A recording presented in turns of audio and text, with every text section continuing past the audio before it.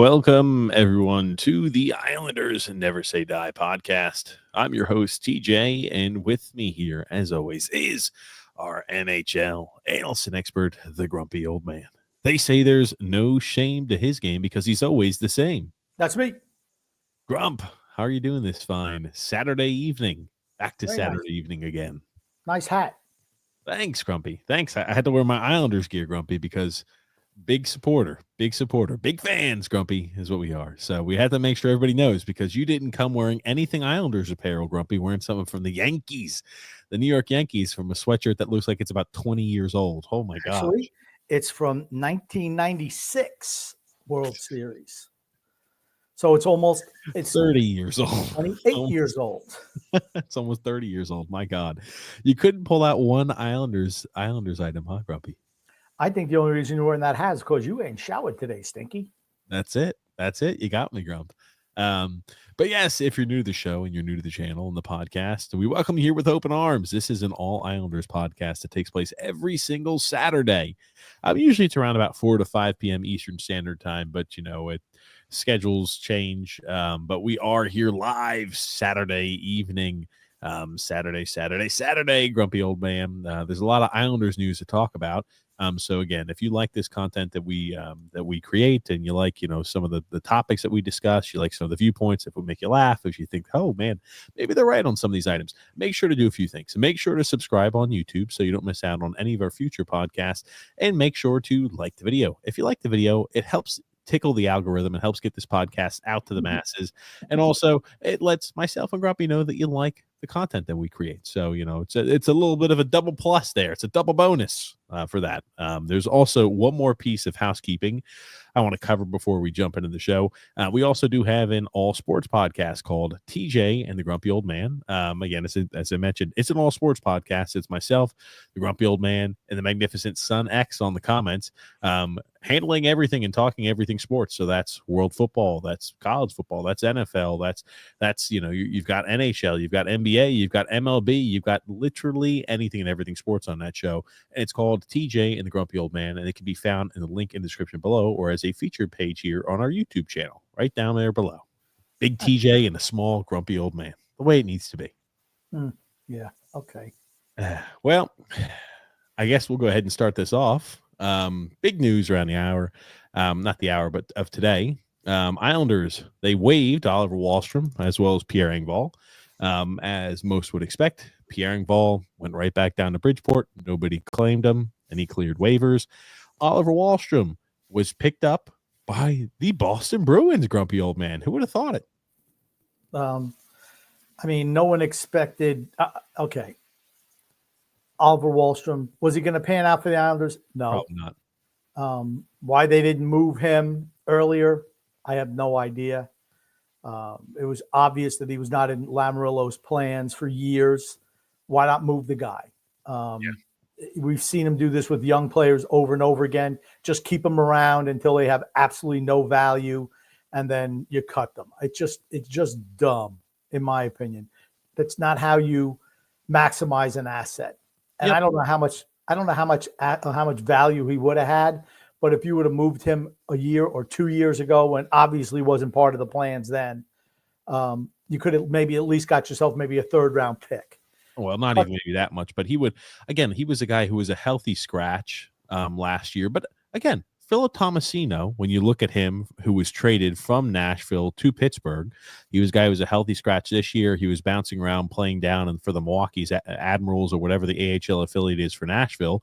And again, one of those guys who had the pedigree, but he was traded to Pittsburgh for a 4th-round pick, and they traded him. They said, well, we're not playing him. We're going to go down in the sinking ship. We've got all these vets that we signed to these long, ridiculous contracts, and I'm Barry Trotz, and they pretty much just nuked that team's core by signing a whole bunch of age vets to long-term deals. Who does that sound like? And he went ahead and traded away at least Philip Tomasino and was proactive about that. Could have done the same thing with a guy like Oliver Wahlstrom. Now, Oliver Wahlstrom claimed today by Pittsburgh. I hope I hope it works out well for him. This is not Grumpy the first time that we had these mistakes. You talk about it, right? We did the same thing with a guy like Bodie Wild, who we just let rot on the vine, got rid of him. Then at that point, sent him off to Siberia, sent him off there to Europe with the issue with the vaccine. Wouldn't get vaccinated. That's a big issue with that. You had Kiefer Bellows, so was another one of those guys who was waived. Again, like Kiefer he just seems like a really good AHL guy. He seems like a 4A player when you're talking baseball. But if you know these type of things where it's like, we don't think this guy's in our plans, be proactive to move a guy like that. But yeah, so we did it. Isn't Bodie Wild still in the organization? No, he's not. He's not playing. He's not affiliated with any NHL team.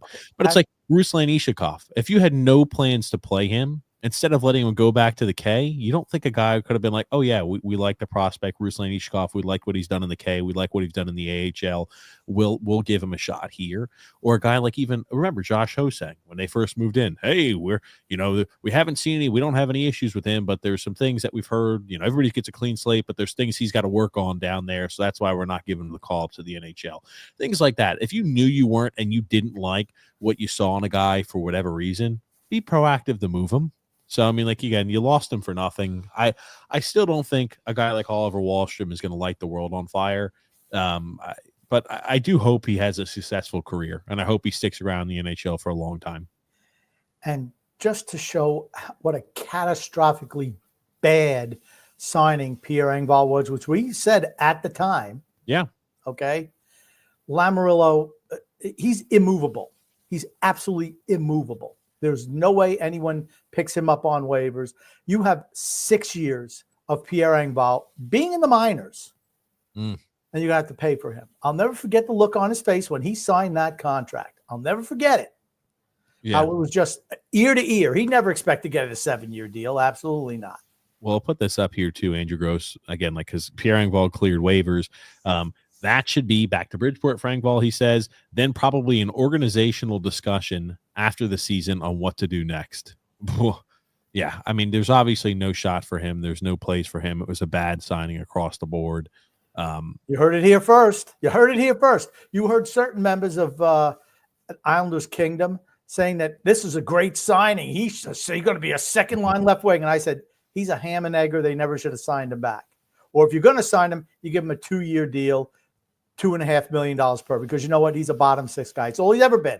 And with Toronto, he was a bottom 6 guy. He was a healthy scratch for them. Okay? Because he's just not that good.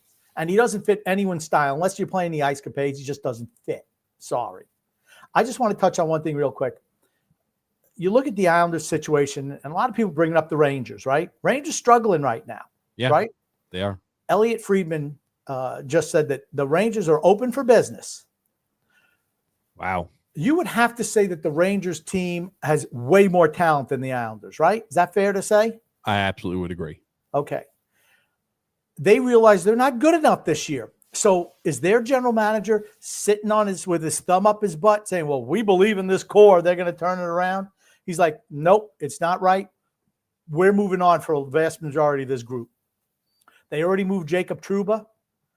They're looking to move Chris Kreider. They're open for business. They're willing to trade just about anyone. Shesterkin's not going to be one of those guys, but they're open to trading a lot of people. Guys like Lafreniere, young players that are part of, I assume, what they're going to try to transition into their new core are not going to be a part of that. But yeah, and again, like this is exactly right. Freedom Fund Adventure. Yep, Engvall never was. Wahlstrom was an asset. I'd say that he probably didn't have too much value because we just let him continue to rot on the vine, as we mentioned. Failed Islanders general manager Lou proves that he is no clue. Salary cap forced him into these moves, and he's the guy who ruined the cap. He failed to develop Wahlstrom. I'll say this about Lamoriello. He was a good GM before salary cap. Great he GM. has never been a great GM. He's never been able to master salary cap. He's just not capable of it, honestly. Whoever he has who does those roles, they just don't know what they're doing. That's why they continue to overpay for guys. Why the term, it's not even the money, it's the term.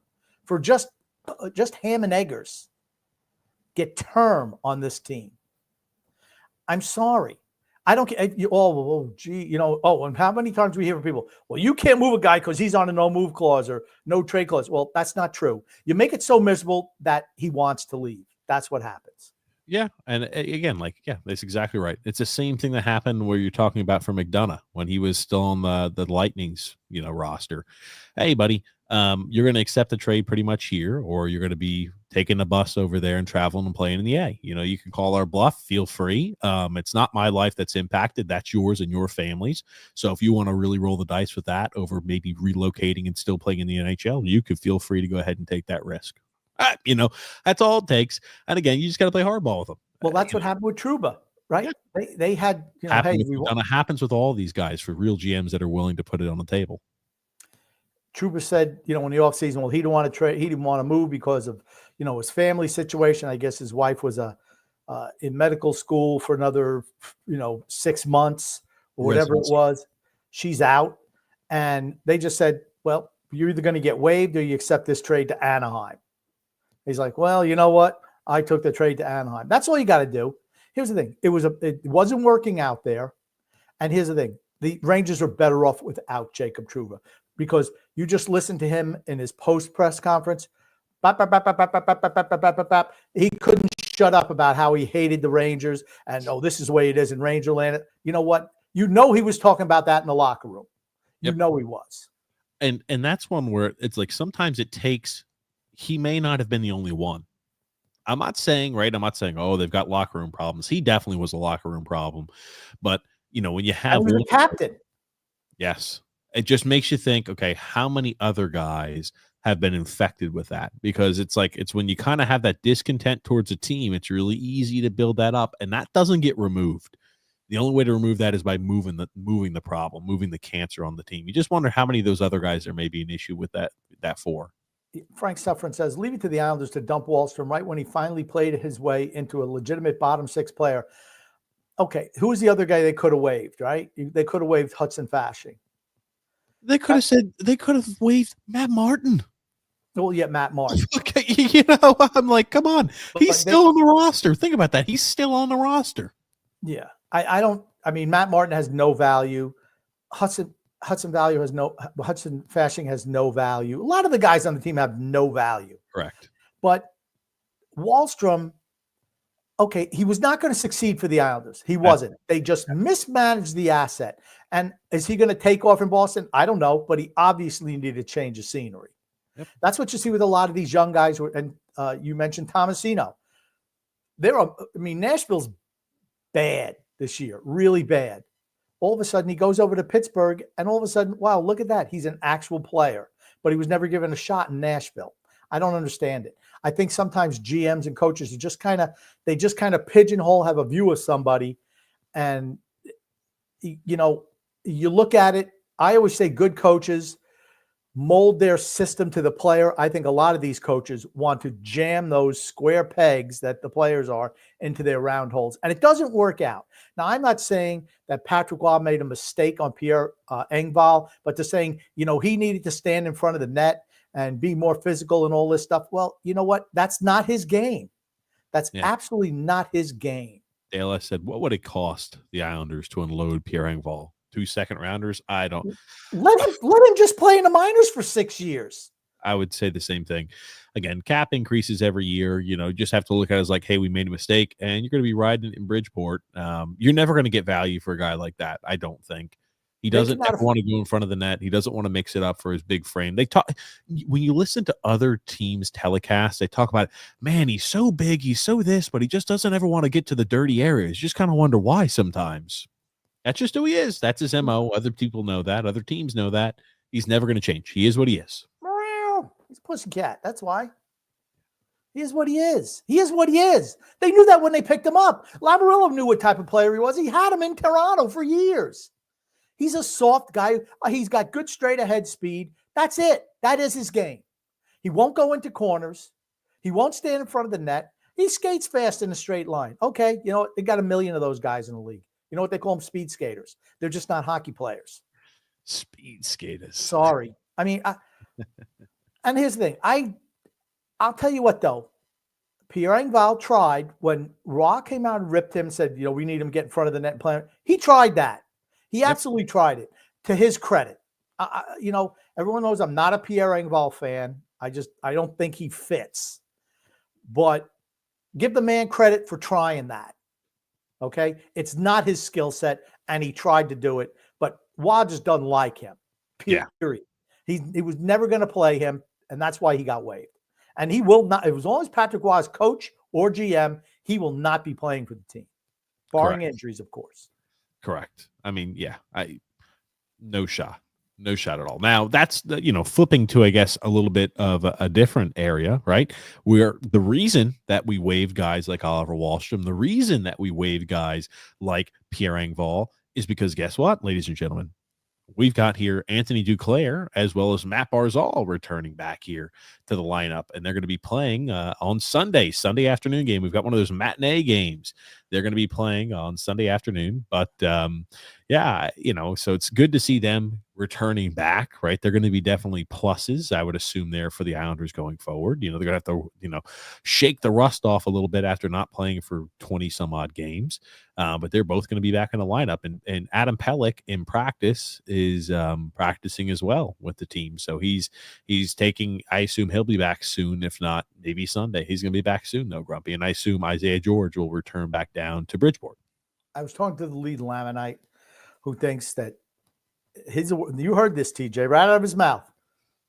The Islanders are going to make the playoffs, and if they do, they have a 40% chance of winning the Stanley Cup. Yes. He said they have a 40% chance of winning the Stanley Cup.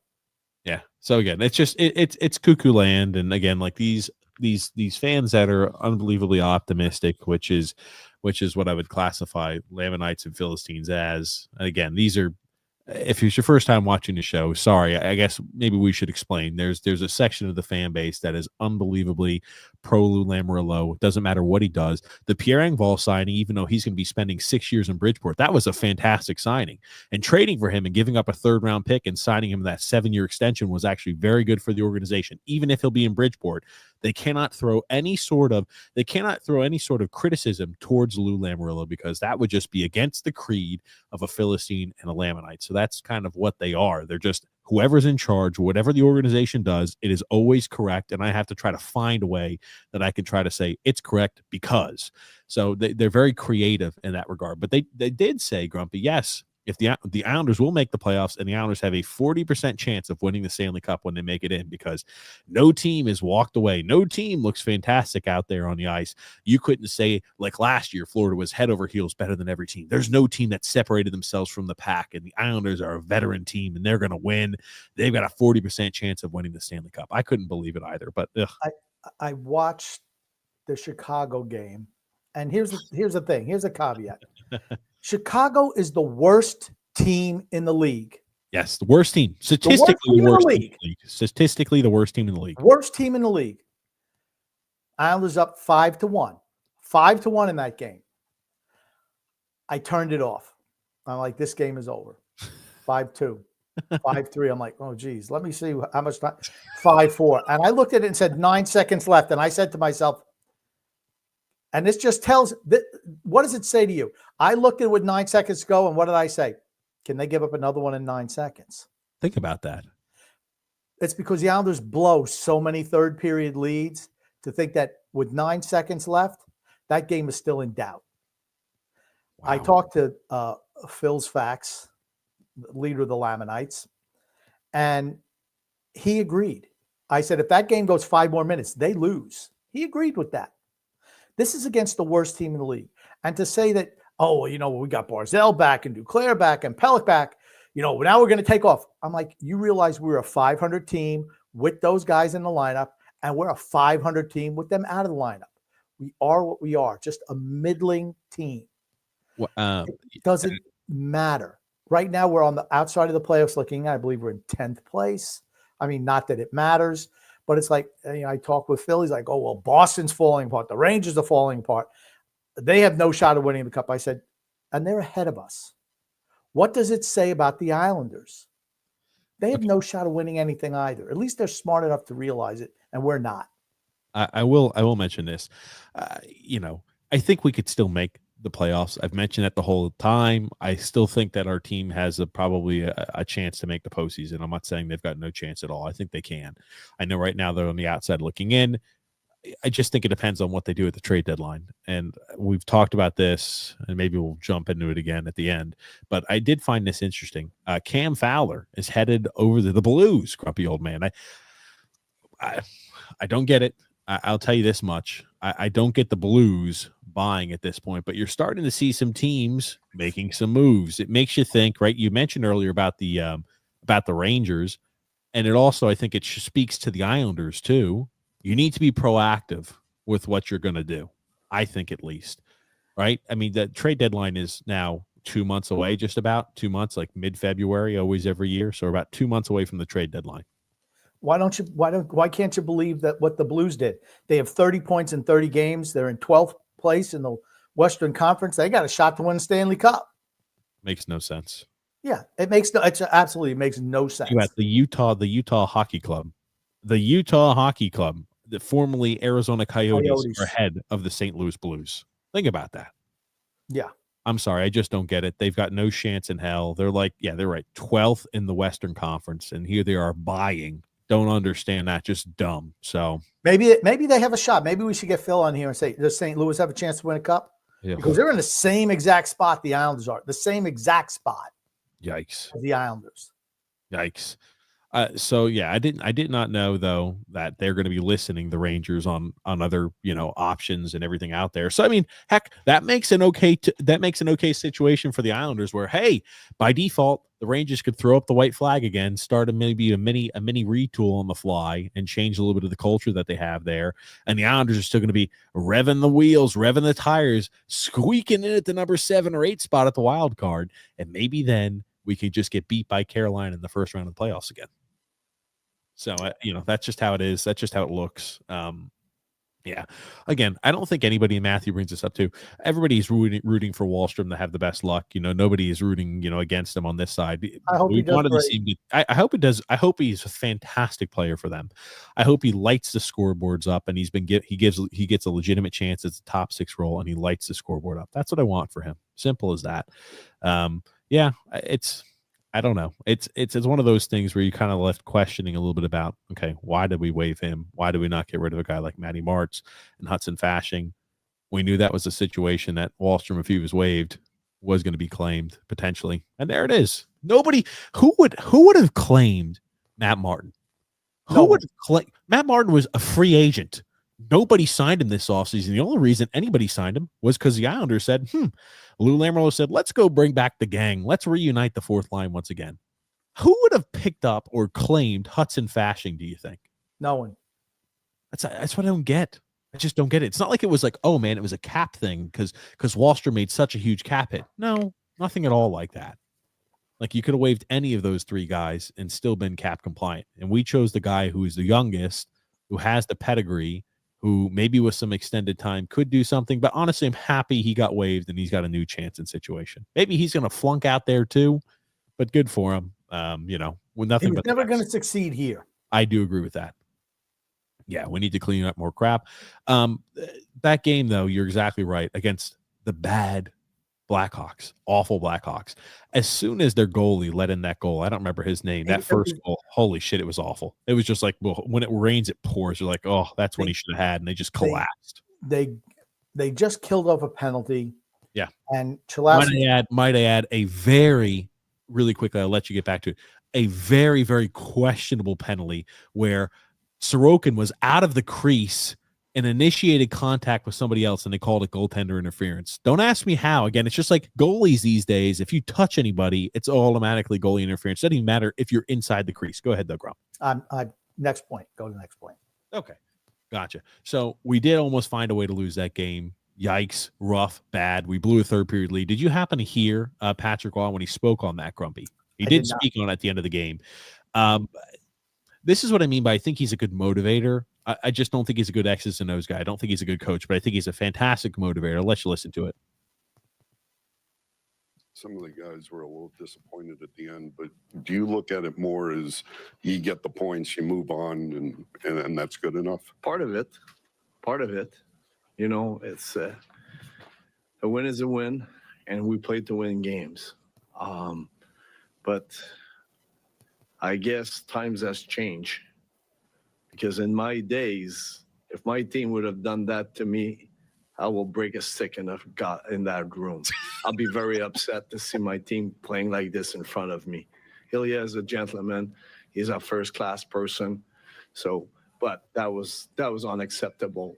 We didn't compete. We didn't battle in front of the net in the last 8 minutes. That's unacceptable. We talked about it this morning to be stronger. Our goalie deserves more respect than this from ourselves.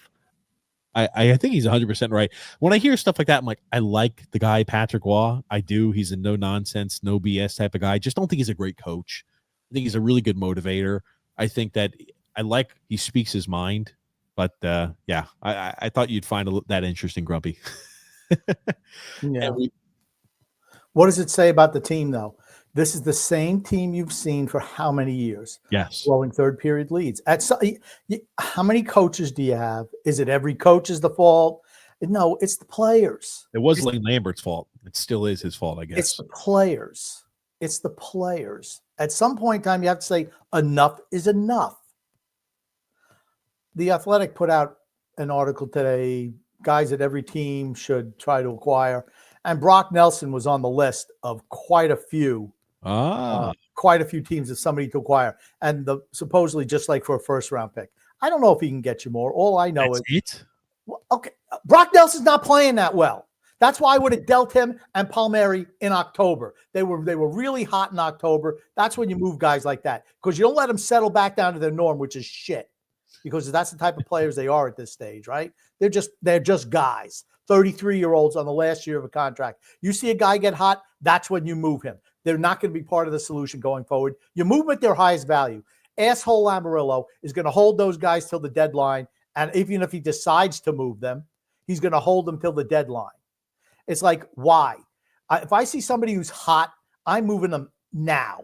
Right now, I'm moving them. I'm not waiting. This team isn't good enough. It's not good enough. It's not going to be good enough for years. It's not going to be good enough till Lamoriello's gone. Those are just facts. Sorry. It's going to have to get worse before it gets better. Now, this is so for Thomas Antonetti there. It's not we freed up the cap space. It's because we're going to see here the return of Pelech as well. Where's Horvat? Is he hurt? He's day to day. Okay. Yes. So, just finished with Waugh. Pelech will play. Barzal's a game time decision. Duclair won't play, but is close. Horvat will travel.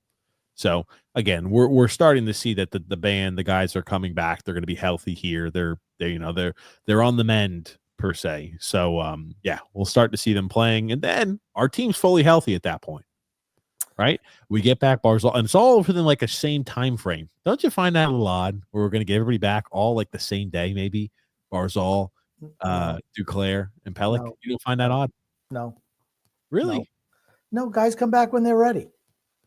I mean, I wonder if guys got forced back a little quick. That's what I'm asking, because we need to make a push to see if this team needs to add at the deadline. So, hey, I know you're still a little bit sore. You're still a little bit banged up. I want to force you back in. Okay. I just wonder that a little bit. Pelech's going to play. Barzal's game time, and Duclair won't be playing. So they're not all coming back the same time. They might all be coming back on the same road trip. Same week. So it happened in Minnesota today. They got Brodin and Zuccarello back. I mean, the same day. It's just the way it is. Guys in the mix. When guys are healthy, when they're able to skate in practice with the team and do team functions, that's when they're ready to come back. Okay. I just hope we don't have a guy get re-injured because we rushed him back. I don't care if they get re-injured or not. Okay. It doesn't matter. It doesn't matter. Fair enough. We're a 500 team. It's funny. We went last week. Remember my initial prediction is I said we're going to go 2-1. I figured we beat Ottawa because Ottawa always loses to us. I said we'd lose to the Kings, and then we beat Chicago, the worst team in the league. And then I changed my mind right at the end. I said, well, you know what? We're a 500 team. I'm going to say 1-1-1. And I should have stuck with my initial thought, which was 2-1. But I wanted to be kind of snarky and just say 1-1-1. Yeah. That's what I wanted to say. I did 2-1. But it doesn't matter much. Just to the revel in the fact that, honestly, Ottawa dominated us. Yes. They dominated us for big stretches of that game. We were totally dominated by the Kings. Totally dominated by the Kings. Yep. Except for like the last 8 minutes. Totally dominated by the Kings. And again, Chicago, you saw the team deflate. Bad teams deflate when they give up weak goals, like the Cholowski goal when Soderstrom gave that goal up from the blue line. The team just you could just see just the body just ugh, and that was the end. That was the end. Speaking of Ottawa, we were outshot. Was it at home, the Ottawa game? I'm trying to remember now. I don't remember. We were outshot 31-13. Wow. Sorokin's been fantastic. That was an away game, but we were outshot 31-13. Sorokin's been fantastic during the stretch. Yeah. He single-handedly won the Chicago game, particularly in that first period and halfway through the second. Absolutely. He Mario stood on his says head. here, good evening. Some of your viewers who stopped watching your podcast after you became critical of the former career underachiever head coach Barry Trotz are now taking shots at you guys. I don't even know who that is. I don't even care who that is. But I tell you this, I come on and discuss with merit, and that's fine. Because there's a trend that I picked up on, Grumpy, that I'll talk about. And what is the goal of rooting for the Islanders? What is the goal of the Islanders? The goal is to win the Stanley Cup, right? Like, we would agree, anybody who's pulling for any NHL team, the goal is you want to see your team win the Stanley Cup. Don't you agree, Grumpy? Not if you're an Islanders fan, no. Well, no, I'm just saying. The goal is to just be competitive. Just be competitive. Pay your hard-earned money to watch your team get shit canned if you're lucky enough to make the playoffs. That's the mindset of a lot of the fan base. What do you think the goal for the Edmonton Oilers are? Probably to win the Stanley Cup. Well, Yeah. it means something. How about what's the goal? What's the goal for the Devils? You think the goal for the Devils is just to make the playoffs and then just get knocked out in the first round? What's the goal for the Devils this season? Probably to win a Stanley Cup. Same thing with the Hurricanes. You would agree? I don't know the Devils fan base, so I can't comment. The Hurricanes is to win a Stanley Cup. I do know that fan base. Yeah. I mean, you live there. So I'm like, yeah. But I'd say for teams that are competitive, the goal is to win the Stanley Cup. What's the goal for the Buffalo Sabres, you think? To make the playoffs. Yeah. They've been trying to do it for how many years? Exactly. It's different. For a team that hasn't made the playoffs in years and years and years and they've gone through a rebuild, the goal is to make the playoffs. Guess what? The Red Wings, the goal is to make the playoffs. The Ottawa Senators, the goal is to make the playoffs. When you're a team that consistently is making the postseason and you've made it to 2 back-to-back Eastern Conference finals in the last 5 years, the goal is not to make the playoffs. The goal is to win the Stanley Cup. Okay. What's the goal for the New York Rangers? Is it just to squeak into the playoffs? Is it just to squeak into the playoffs? To win the Stanley Cup is what their goal is. Think about it. Win a Stanley Cup. If they're willing to listen on trade offers and opportunities to move away players, and they're currently in a playoff spot, they did this the last time they did that little mini revamped rebuild. They started trading away assets, even though they were in a playoff spot, and they said, "Hey, we don't like the current direction. We need to change the way it is." Maybe they know more of what's going on internally than we do, but they're willing to listen, and they're in a playoff spot currently. So, yeah, I'd say the objective for them is to win a Stanley Cup. Just making the playoffs is not acceptable for the Rangers. That's the way it should be for all teams. And they've looked at their team and they say, we can make the playoffs probably, but are we going to accomplish the goal, which is to win the Stanley Cup with this team? Maybe not. So they're looking to make changes. Or not even to win a Stanley Cup, to see that your team is on the right path to win. The Islanders were when the Rangers did their mini rebuild, the Islanders are in the same boat that they are in right now. The same exact boat. No difference. Middle of nowhere. Yep. Middle of no man's land. That's same guys on the team, the vast majority that were there 8 years ago. Well, I did some digging, and we've talked about this on the show before in the past, of what does it take in order to win a Stanley Cup? Because it's not often that teams just win a Stanley Cup in a fluky manner. It's just not. Now, I did some digging. I did a little bit of research, Grumpy, on this tweet. And I'll say I always had a thought that it was this, but I never actually put pen to paper to actually get some of the information down. But the trend that I was noticing, and I think everybody else is going to notice, for prior Stanley Cup winners, the vast majority of those teams, I'll say the last 17 Stanley Cup winners, have had at least one potential future Hall of Fame player near or in the prime of their career. And I will go through the list of those guys, and for the visual, right, you'll be able to see this, kind of be like, oh my gosh, I can't believe this. And we'll try to make sure it sounds and it flows through well for the people on audio only. But my question that I'm going to pose and I want to ask is, which players that are currently in the prime of their career for the Islanders are a Stanley Cup away from being a Hall of Fame candidate? Right? Because maybe if you win a Stanley Cup, it helps elevate you. Then maybe you get brought up in the Hall of Fame conversation. I understand. But which one of these, which players on our teams, as we're reading through this list, which one of our players are a Hall of Fame caliber player? That's a question that we're going to ask. 2024, the Florida Panthers. Bobrovsky, Barkov, and Tkachuk. I think Bobrovsky probably is closer to the Hall of Fame than a guy like Barkov and Tkachuk. They still have some work left to do, but Bobrovsky is going to make the Hall of Fame. When you win multiple Vezinas like that and you win yourself a Stanley Cup, you're probably going to go ahead and make the Hall of Fame. Would you not agree, Grumpy? Yeah, well, it's possible.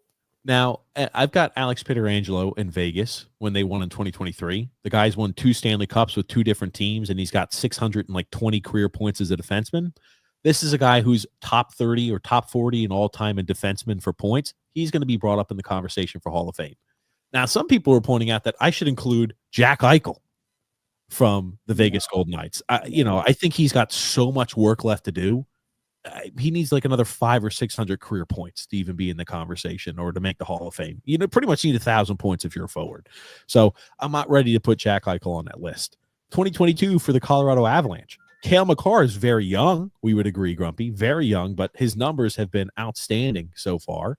Nathan McKinnon has had great production. And again, if a guy gets injured and never plays another game, right, that's the caveat with it. But if he stays healthy, McKinnon and Rantanen are definitely guys that are going to be in the conversation, I believe, Grumpy, for being in the Hall of Fame for the Colorado Avalanche.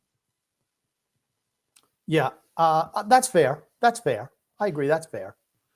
And then in 2021 and 2020 for Tampa, well, you're going to notice this team is loaded with potential Hall of Fame caliber guys. Victor Hedman, he's a shoo-in. Well, you've been talking about them for years. So yes, exactly. Because this is the model. The Tampa Bay model is the one you want to try to replicate if you can. It's very tough, but it's the one you want. Victor Hedman, Steven Stamkos, Kucherov is going to make it. Vasilevsky will make it. And maybe a guy like Braden Point squeaks in, but you have no idea. But again, it just depends on how long they play. 2019, when the Blues came back from being god-awful, grumpy old man, and they squeaked their way into the playoffs and were the best second half team in the NHL. Guess what? Alex Pietrangelo was also on that team. Future Hall of Fame defenseman Alex Pietrangelo. 2018, the Washington Capitals. Ovechkin's on that team playing in his prime, right? If you try to argue, oh, he's not. I mean, the guy's still killing it right now. He was still playing at a very high level in 2018. Yeah, I don't think you need to go through. All you need to do is look at the list, right? Crosby, Malkin, Letang, absolutely. And they won in back-to-back years for Pittsburgh. Crosby, Malkin, Letang on both of those teams, all 3 of those guys. Kane, 2015. Yeah. Patrick Kane and Duncan Keith, and maybe even Jonathan Taves, maybe for the Chicago Cup runs, for the Kings Cup runs, Kopitar, maybe, Drew Doughty, definitely, Jonathan Quick, probably. Hold on. Do you know what Kopitar's numbers are career-wise right now? They're good. He's played a long time. His numbers are pretty good. He's still over a point a game guy right now. Can you believe that? Yeah. Andrei Kopitar is 37 years old, Grumpy, and he's got 1,245 career NHL points with 2 cups. He's making the Hall of Fame.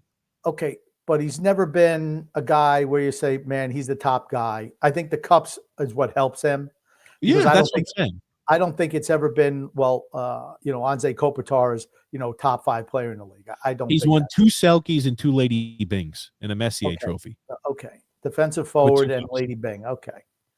I'm just saying though, you get the accolades like that. It helps.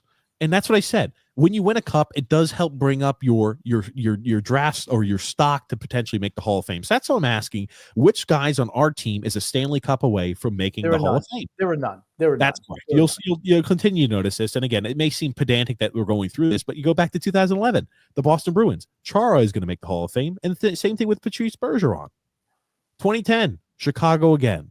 Patrick Kane and Duncan Keith. 2009. Oh, looky, here's again the Pittsburgh Penguins of Crosby, Malkin, and Letang. 2008, the Red Wings. Pavel Datsyuk, Nicholas Lindstrom, Dominik Hasek. Now, all of those guys are already in the Hall of Fame.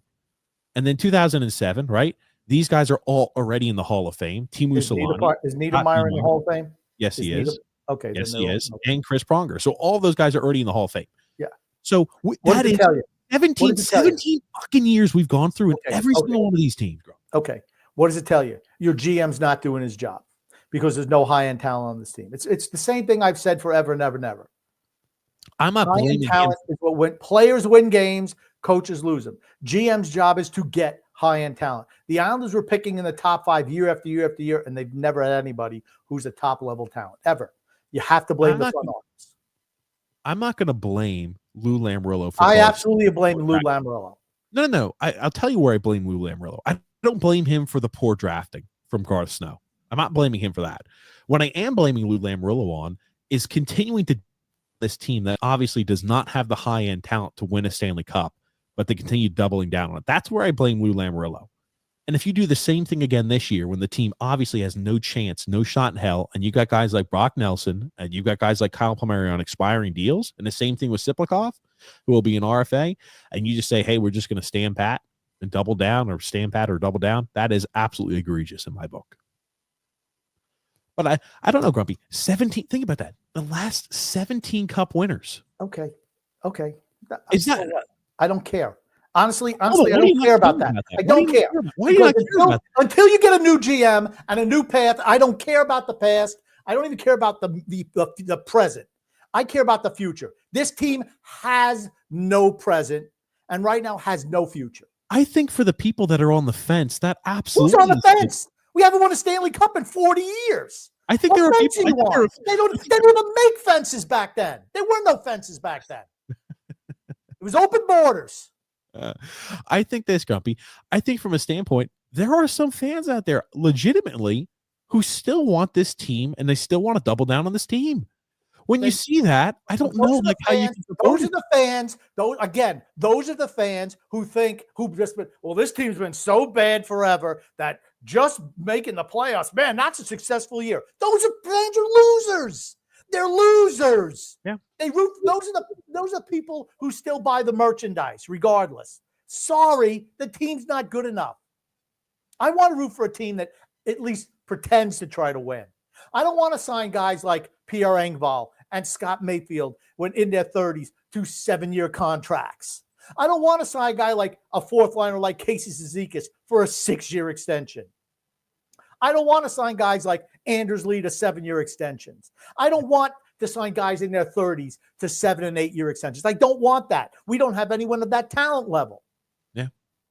Sorry, we don't. The reason why you're in the boat is because you pay ham and eggers like that. It's not the fact that we don't have any Hall of Famers on our team. It's the fact that the front office treats ham and eggers as Hall of Famers. That's the problem. Because they pay these guys based on what? Loyalty? Or because, okay, they're the better players on a really shitty team and we pay them because, they're the best we have? No. I'd much rather cut my losses instead of giving a guy like Anders Lee a 7-year extension. Sorry, you lost out on Panarin. Well, you know what? I'm not doubling down on suck because Anders Lee was not even a thought for the Islanders. It was Panarin or nothing. You're seeing it with the Yankees right now. They don't get Juan Soto. Now they're throwing money everywhere, and they're signing guys to long-term extensions.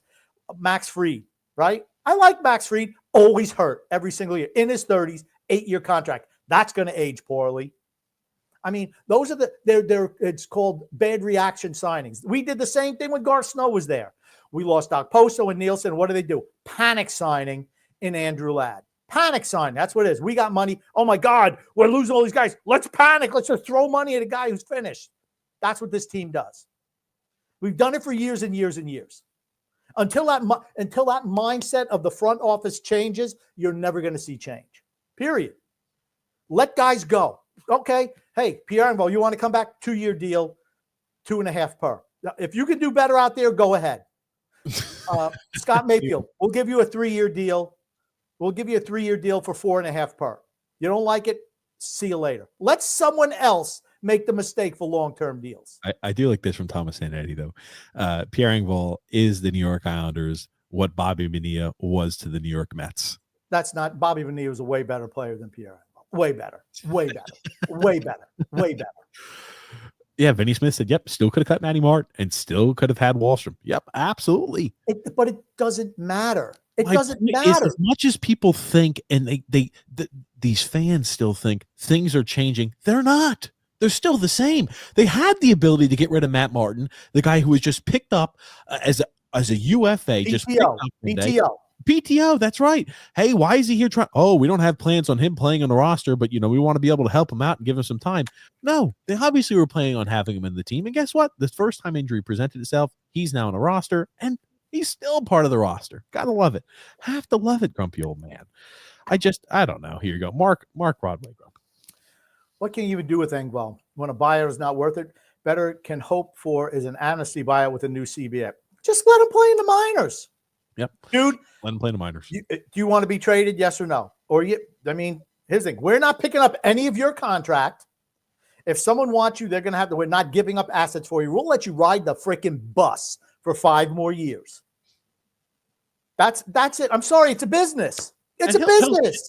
He won't pitch a complaint about it. The Islanders think that the Islanders feel that it's a charity organization. You mean the fans or the front office? The front office, the fans. What does it matter? It doesn't matter. There's no accountability for losing with this team. No accountability. I don't want to hear how the Islanders were great in the 2 COVID years. I don't want to hear it. I do not want to hear it. Yeah. Now eventually you're going to run into the Carolina Kryptonite team, which just owns your ass.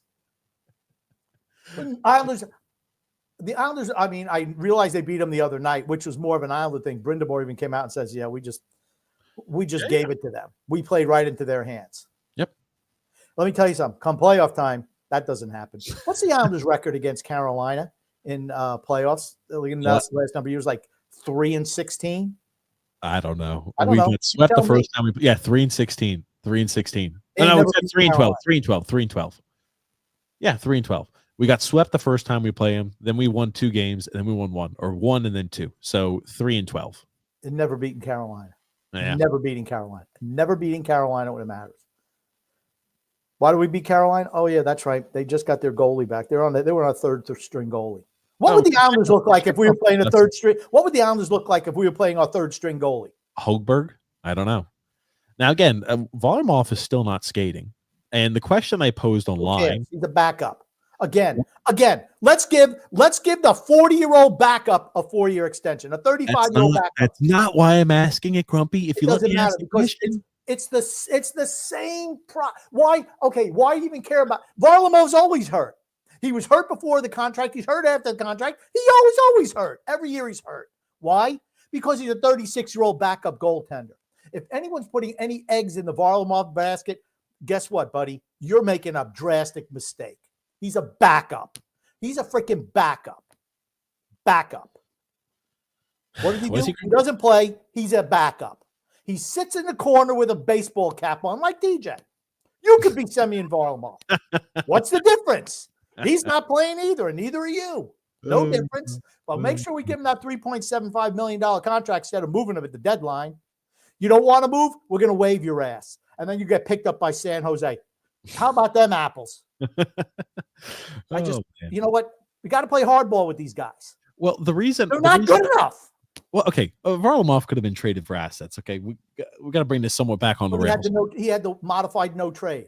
I'll trade him to one of the 16 teams that he doesn't have on the list, and I'll get something back in return for it. That's fine. Now, the one thing I will mention here, and now again, he also has still a modified no trade clause. Think about that. They gave that to him at the age of like 35 years old when he signed that contract, which is insane. As a freaking backup. As a backup is right.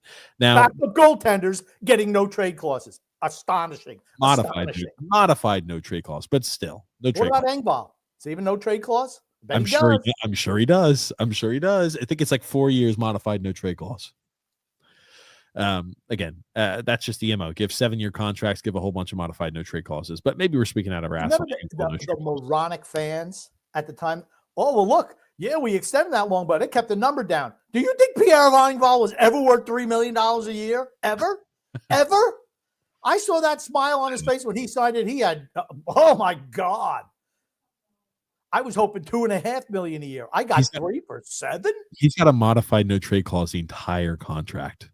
Oh my God. 16-team no trade clause the entire contract. like I said, poor GM. You're in these situations because your GM has put you in these situations. The thing I did want to go ahead and mention here, and this is the reason I'm talking about Varlamov being out. Sorokin has played the last 7 games in a row. Now, the reason I'm asking the question, remember last year, he was forced to play 17 games in a row or 16, however many games it was, a ridiculous amount of games in a row. It kind of burned him out.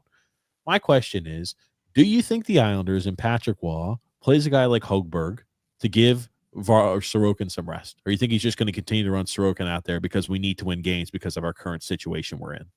When you're a 500 club, you got to put your best group out there just to beat teams like Chicago, the worst team in the league. 20 points. Chicago. You tell me. I don't. That's the question. That's a serious question. Because what are you going to do? Run your starting goalie into the ground, kill him, and then gotcha. Maybe we'll squeak into the postseason. Like, Sorokin doesn't look good in the postseason again. He didn't look. I didn't like how he looked. Carolina beat us, but Sorokin was the reason we lost.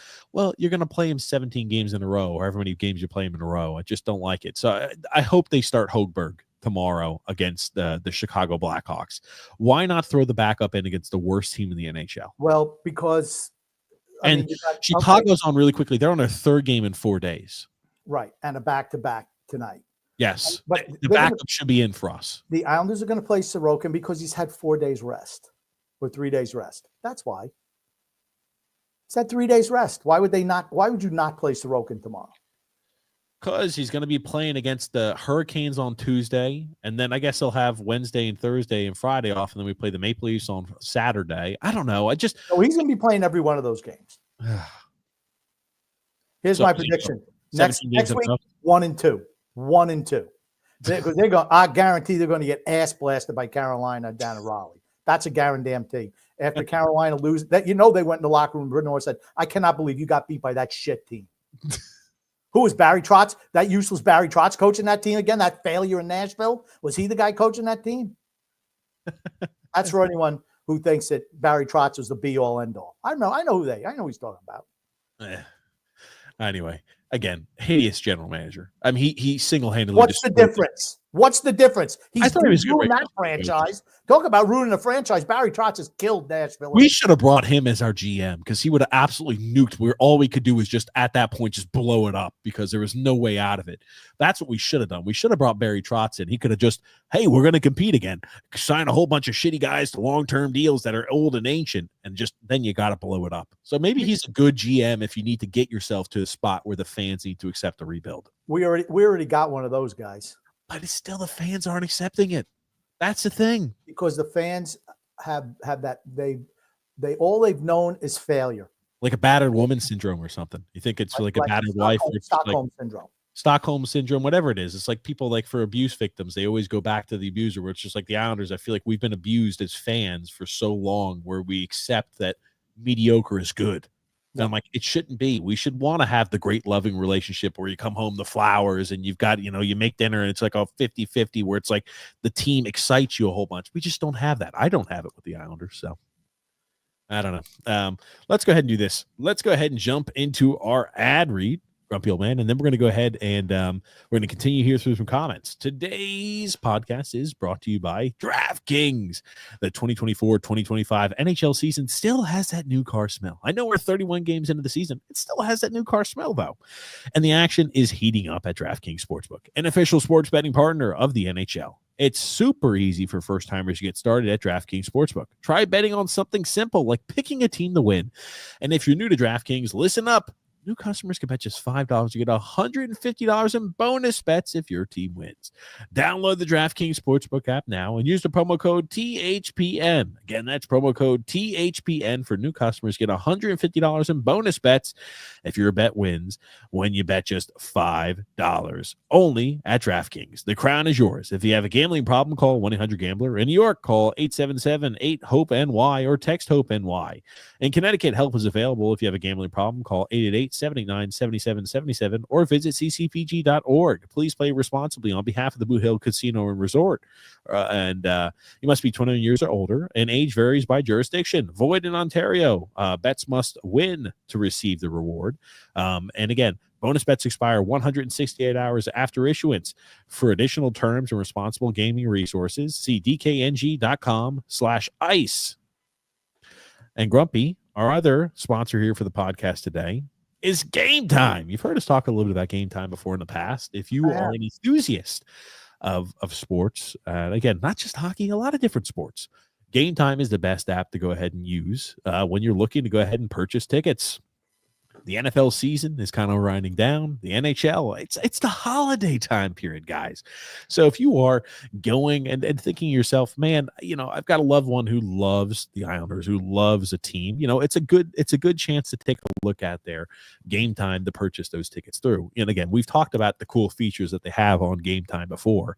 Again, you've got the all-in pricing. Again, big fan of that. So when you actually are looking to purchase an actual ticket, you don't have to worry about, oh, great, it says it's $41 for me to purchase this ticket. And then when you get through, you like the seat, you go and view everything, and you say, oh, great, I'm going to go ahead and pay for this. Let me go and put my card information in. At the last portion, like, oh, hey, gotcha. Now there's going to be an additional $20 added per ticket, and this is our blah, blah, blah fee. And you're like, shit, I wouldn't have bought these, or I'd have looked at a different section and wouldn't have sold myself on these if I would have known the actual true price of it. So again, the all-in pricing from Game Time, absolute huge feature of that. I love it. Again, you have the seats view. Again, just like everywhere else, but it's important. You want to know if your seat's obscured or by the view or not. So I do like that. And again, they also have the lowest price guarantee, or Game Time will credit you 110% of the difference. Again, how could you say no to that? And again, you talk about the Game Time ticket coverage. Your purchase is covered with the most flexible customer service policy in the ticketing industry. I'll say you that.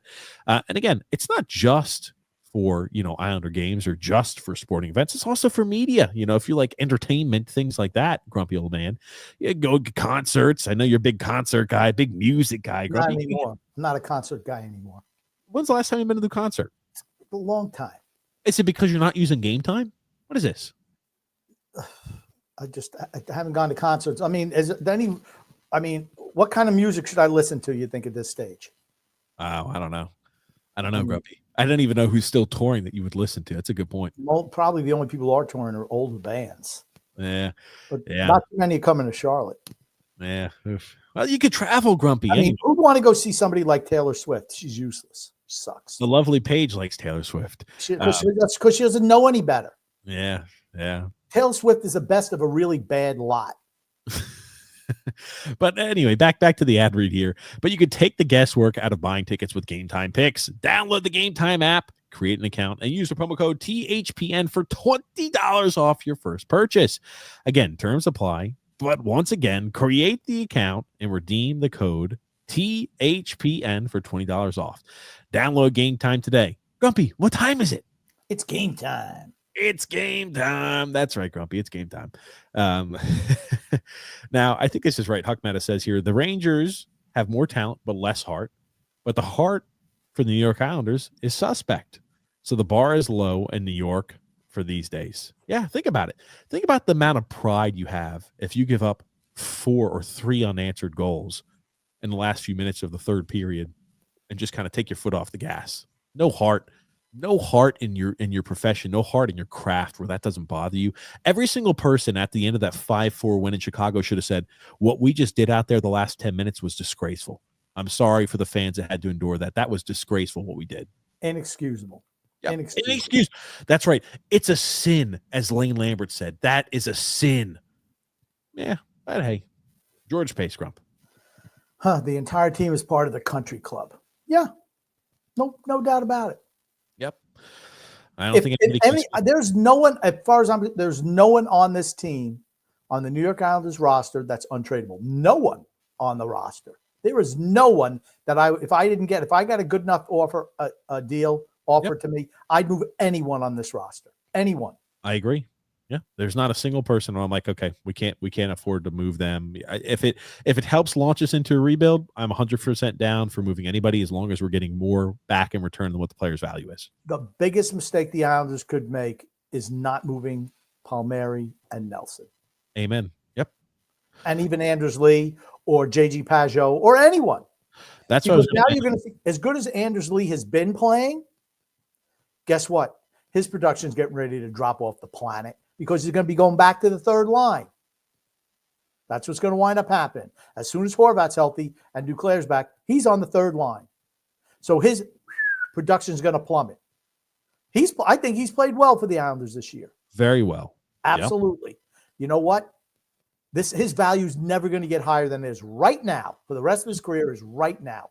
This is when you move a guy. As well as Simon Holmstrom's, and I think Simon Holmstrom has improved tremendously this year. If somebody offered me a first-round pick for him, bye-bye. See you later. Don't need you. And he's a guy that I would normally keep around. But like I said, I just have no faith in this organization right now to do the right thing. There's no way Nelson and Palmieri should be on this roster. Varlamov, gone. Mayfield, gone. Pellet, gone. Pulak's been pretty good this year, gone. Noah Dobson, who I love.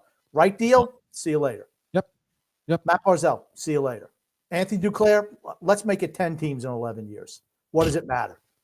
He's not going to be here for 3 years. If he's here for 3 years, it just tells you how bad the organization is. No one else has kept this guy for any extended period of time. 9 teams in 11 years. 9 teams in 11 years. Somehow he managed to stay here for 3 years. What a colossal mistake. I will say, though, I do like the way Anders Lee's played. Anders Lee is a guy you absolutely should be shopping. He will never be. You're right. He's playing on the first power play unit. He was playing on the first line. Now with a guy like Duclair, and you've got Duclair and Matt Barzal back, his number, his opportunity, his chances are going to start decreasing. Move him now. And again, it is an egregious decision if we do not move Palmieri and Brock Nelson. Our GM needs to start getting the work, be proactive, and start getting the work now. Simple as that. The only caveat I'll have is, do you feel confident that Lou Lamoriello is the guy to make a trade like that? I don't. That's why I said I wish he could be fired now. The thing I worry about is if he's left in charge, I don't think he's trading away pieces. I really honestly don't. Even though everything is indicating do not continue this path, he's going to – because seriously, you talk about launching a rebuild/retool, whatever people want to phrase it as, Nelson and Palmieri are getting you at least 2 first-round picks. That's immense when you're talking about revamping the team. If you just let that on the table and just rot on the vine because you don't want to give it away because you're going for one more cup push, I just think it's egregious, Grumpy. It's not even a push. It's not even a cup push. That's what they think it could be. You're not even getting to the starting line. Because guess what? Big brother Carolina's on the other side. You know what that means? Big brother Carolina. Let's see. When is 4 games from now? We can start booking our tee times now. No shot. Rick Rock, Grumpy. Wally didn't amount to a hill of beans for us, quite honestly. Fittingly goes to Boston looking for more angry Wah. He is quite entertaining. Yeah, I'll say this here too. Nobody's wishing him bad. I don't think he's going to light the world on fire. I just think he's a little bit slower. But if he's given a spot in a top 6 role, I think his line mates can help him perform because I do think he has a good shot despite all of the slander he gets of saying, oh, he doesn't. Where do you get the perception he's got a good shot? I do think he's got a good wrister. I think he's got a good release on a shot. Never put in a position with the chance to succeed. Just wasn't. Dale, yep. Grumpy is right about the term, not the money. Yep, it absolutely is. Matt C. Grumpy.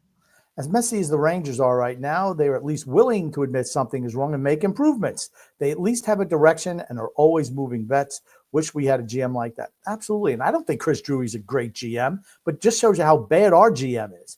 Lou Lamoriello is not the Lou Lamoriello of 80 years ago. He's just not. The other thing that Drury does really well, he gets rid of bad contracts. Yeah. I cannot recall. Our GM's never done a good job and gotten and think about it. Trouba. They got assets back in return to get rid of Trouba. That's the whole thing, right? They signed him to a bad contract, and they're still able to offload it and get assets. What do the Islanders have to do? We sign guys to ridiculous contracts, and we got to pay through the nose to get rid of them. Frank, I like this. He says, and then we want to produce them for the team we trade them to. The Islanders need a no-value nickname. The 5 and Dimers. Dimerlands. The 5 and Dimelanders.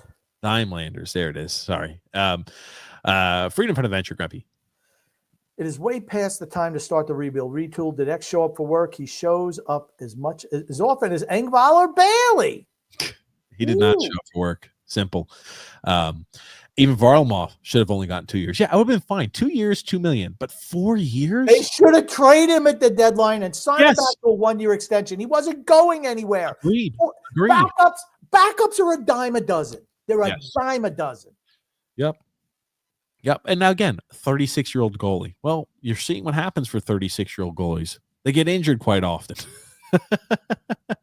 Oh my gosh. Engvall sucked in Bridgeport too. Yeah, you know what? He sucked in Toronto, he sucked in Sweden, and he sucked on his mama's teeth way back when. That's Pierre Engvall. That's what he is. Sucks. I'm late. Have I missed Grumpy saying everybody to play hockey except Bobby Orr sucks, says Ray. No, Ray, you're right on time. I'll tell you this. You're right on time. Don't worry. Dan L, Grumpy. Makes more sense to bury Engvall and take the cheap cap relief, $1.15 million. So with a $3 million AAV, we are throwing away $1.85 in cap space per year, rather than do that than give away assets from. Absolutely, I'm not moving assets to get repeats. Yeah, because the cap space won't be. It's negligible because we're going to be a team that's so freaking bad. And that's fine too. You know what? Even after starting to trade away what we should be doing, trading away guys, maybe Engvall then has a chance to play up there because by process of elimination, we eliminated all the better players, and now he could be rising back up to the top. Not even that we're so freaking bad. We're just so meh. We're just average. Dale, he's not. I don't think on that. I think legitimately. Okay. It just we were having a conversation because I asked the same question: which guy on our team is a potential Hall of Famer? Matt Barzal has Hall of Fame talent. Didn't skip a beat. Matt Barzal has Hall of Fame talent. I'm like, okay. Matt Barzal's never had more than 80 points in a season. Yeah, that's my point. He's not making a Hall of Famer. Sorry. He's not making a Hall of Fame. But I'm like, again, like he sees it instead of arguing because the trend is completely accurate. There's nothing you can do to dispute that. There's 17 years of proof and evidence, and it's not like that's by accident that's recurred 17 years in a row. And again, I just stopped at that point. But that's any sport. You have players win championships. Players win games. Coaches you need the best players. You need the best players in order usually to win. And it doesn't always guarantee a win. But I tell you, when you have the best players, it absolutely helps. Kansas City Chiefs won a Super Bowl last year, right? Yep. I thought Patrick Mahomes is really good in big moments, like Brady used to be. So they had lesser talent, but they had the guy who led them, and they got some idiot coaches on the other sidelines, which helped them too. Players win games, coaches lose them. Yep. W's in the chat. Absolutely. Matt C says here, Chicago's goalie stinks. Shep gave up 3 soft goals against the Islanders. Chicago showed more bite in the third than the Islanders have all year. Sorokin's the only reason we came out in the first period, not down 3 goals. Yeah, he was spectacular in the first period, and he kept us in that game. Sorokin's been great the last number of games. The only reason we have any points. Who's your favorite Islander, Grumpy? My favorite Islander? Who's your current? We'll do current and then your past. Who's your favorite Islander? Shit. You know what? I don't know. I mean, I'm going to say Noah Dobson. Only because of all the hate he gets, I root for him. I like Noah Dobson too. I like the 3 guys who get the most hate, which are the 3 best players on the team: Matt Barzal, Noah Dobson, and Sorokin, because our fan base loves to shit on them all the time. All time, probably Dennis Parker. Is it weird to say it? Or Trottier or Boss. Roberto Luongo is my favorite all-time Islander. Oh, well, okay, that's fair. Who else? Seriously, who else? Like, Grumpy, I'm 31 years old. Who else in my time frame was I like, oh yeah, this is a guy I really got behind? The way John Tavares. You love John Tavares. The way John Tavares left, he can't be my favorite. He's just not. You love Kyle Okposo too. I did. I like Kyle Okposo, but I liked Roberto Luongo more. But he didn't play. Roberto Luongo. He only played for us a handful of games for 1 season, but it's Roberto Luongo is my answer. My favorite all-time Islander. Okay, Troy Am, Grumpy. Trade Dobson to the Penguins for Carlson. Please, it hasn't been the same since he's been there. Love to have Dobson. Yeah, if I was Pittsburgh, I'd like to have Dobson too. Troy, hold on, Troy. Unless they're giving you multiple copious amounts of first-round picks, I'm not trading away Dobson. Okay, Troy's a Penguins fan. Oh, he is?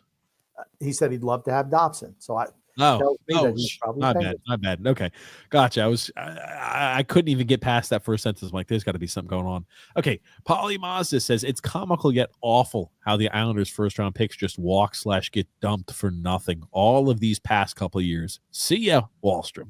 The only guy who sticks with the team is the one that Lou Lamoriello drafted, which is Simon Holmstrom. And he's a bottom six guy. Could have had Connor McMichael. Could have had him. He's playing a really important role for the revamped Washington Capitals. That's the way you do a retool, people. Washington is how you do a retool. That's how you do a retool. They got rid of everybody who was on expiring contracts. Doesn't matter if they won cups with them. Orlov. See you later, Mantha. See you later. Doesn't matter. See you later, Kuznetsov. Backstrom. See you later. Well, Backstrom retired. But yeah, again, like they started to transition away. But the whole thing is they didn't sign Backstrom to like another 7-year extension to keep him with the team. Yep. And think about it. What they did is they started saying, okay, Rasmus Sandin, we're bringing you in. We're trading for a guy like Jacob Chikrin. We're drafting our guys like McMichael. We're drafting our guys like Smith. And guess what? They still have a lot of young, talented players in the system. We're drafting guys like Yuroshenko, whatever the guy is, the Russian fella who's played well. Guess what? They started to do it early instead of waiting. The longer you wait, it makes it impossible to do the retool. They were in a playoff spot when they started breaking the team down. Yep. The Flyers, and I hate the Flyers. Same thing. They were in a playoff start. They're selling guys at the deadline. You want to know why? Their GM is smart enough to know we're not really Stanley Cup contenders. So they start moving guys to get more assets. Look at Washington. They signed Kemper off of the Stanley Cup run in Colorado. Everyone knew Kemper wasn't that good. They signed him to a big, long extension. And you know what? You know what? We got Lindgren's playing pretty good. Let's try to offload this contract. So they trade the bad Kemper contract for Pierre-Luc Dubois. And guess what? Boom. All of a sudden, he can play. Maybe it was the organizations we was with and the style they were playing because he's a much better player in Washington than he's been since he was in Columbus. 29 games played, 21 points. As many, that contract's awful. 29 games played, 21 points. And they got him for a song. And they got rid of a bad contract. And they brought in what was perceived as a bad contract back. What's he, 24 years old? Like 26, something like that. 26, okay. I think. He's still young. He's still young. Yep. Yeah. He's every move they've made in the last 2 years have been great. Every single move. They're in first place. I don't know if they're in first place in the league, but I know they're in first place in the division, and they're in first place in. I think after the win tonight, they're in first place now over the Wild. First place. They have played. Oh yeah. They've less game played. And I think they're in first place in the league. The Wild, another team, right? Billy Guerin. Love Billy Guerin. I think he's a great GM. Everyone told me I was freaking crazy. Well, look what he did. He buys out Parise, buys out Suter. Well, you know what? How's it turn? He's turned that team around. Turned that team around while having like $14 million in dead cap space every year. You think the Islanders and Lou Lamoriello could have handled that? They just said, you know what? We're not giving up assets to get rid of them. We're just going to cut their asses and eat the cap hit and keep all of our assets so we can retool on the fly. They're the best team in the league now. You tell me, how does that work? Because he's got a GM with balls and knows how to make decisions. We don't. Our guy's been neutered long ago. And I'm sorry, Winnipeg has the most. They've played 3 more games than Washington, but they've got 1 more point. But yeah, again, Washington, Winnipeg, and again, Minnesota has absolutely done it. Minnesota has. You're not kidding, Grump. Frank Sefferin said, getting beat by Carolina in the first round again would be bonkers. I think is what he meant to say. Here you go. Goon says, gentlemen, what's your thoughts on Robin Lehner's odd tweet? Tomorrow, can the Blackhawks be beat? I did not even know. I have to look up Robin Lehner. I didn't know he had an odd tweet out there. Oh, gosh. Hope everything is okay. But Grumpy, do the Islanders beat the Blackhawks tomorrow? They should beat the Blackhawks, which tells me they're probably going to lose. There's no reason they should lose to the Blackhawks. Would it shock you if they lost to the Blackhawks tomorrow?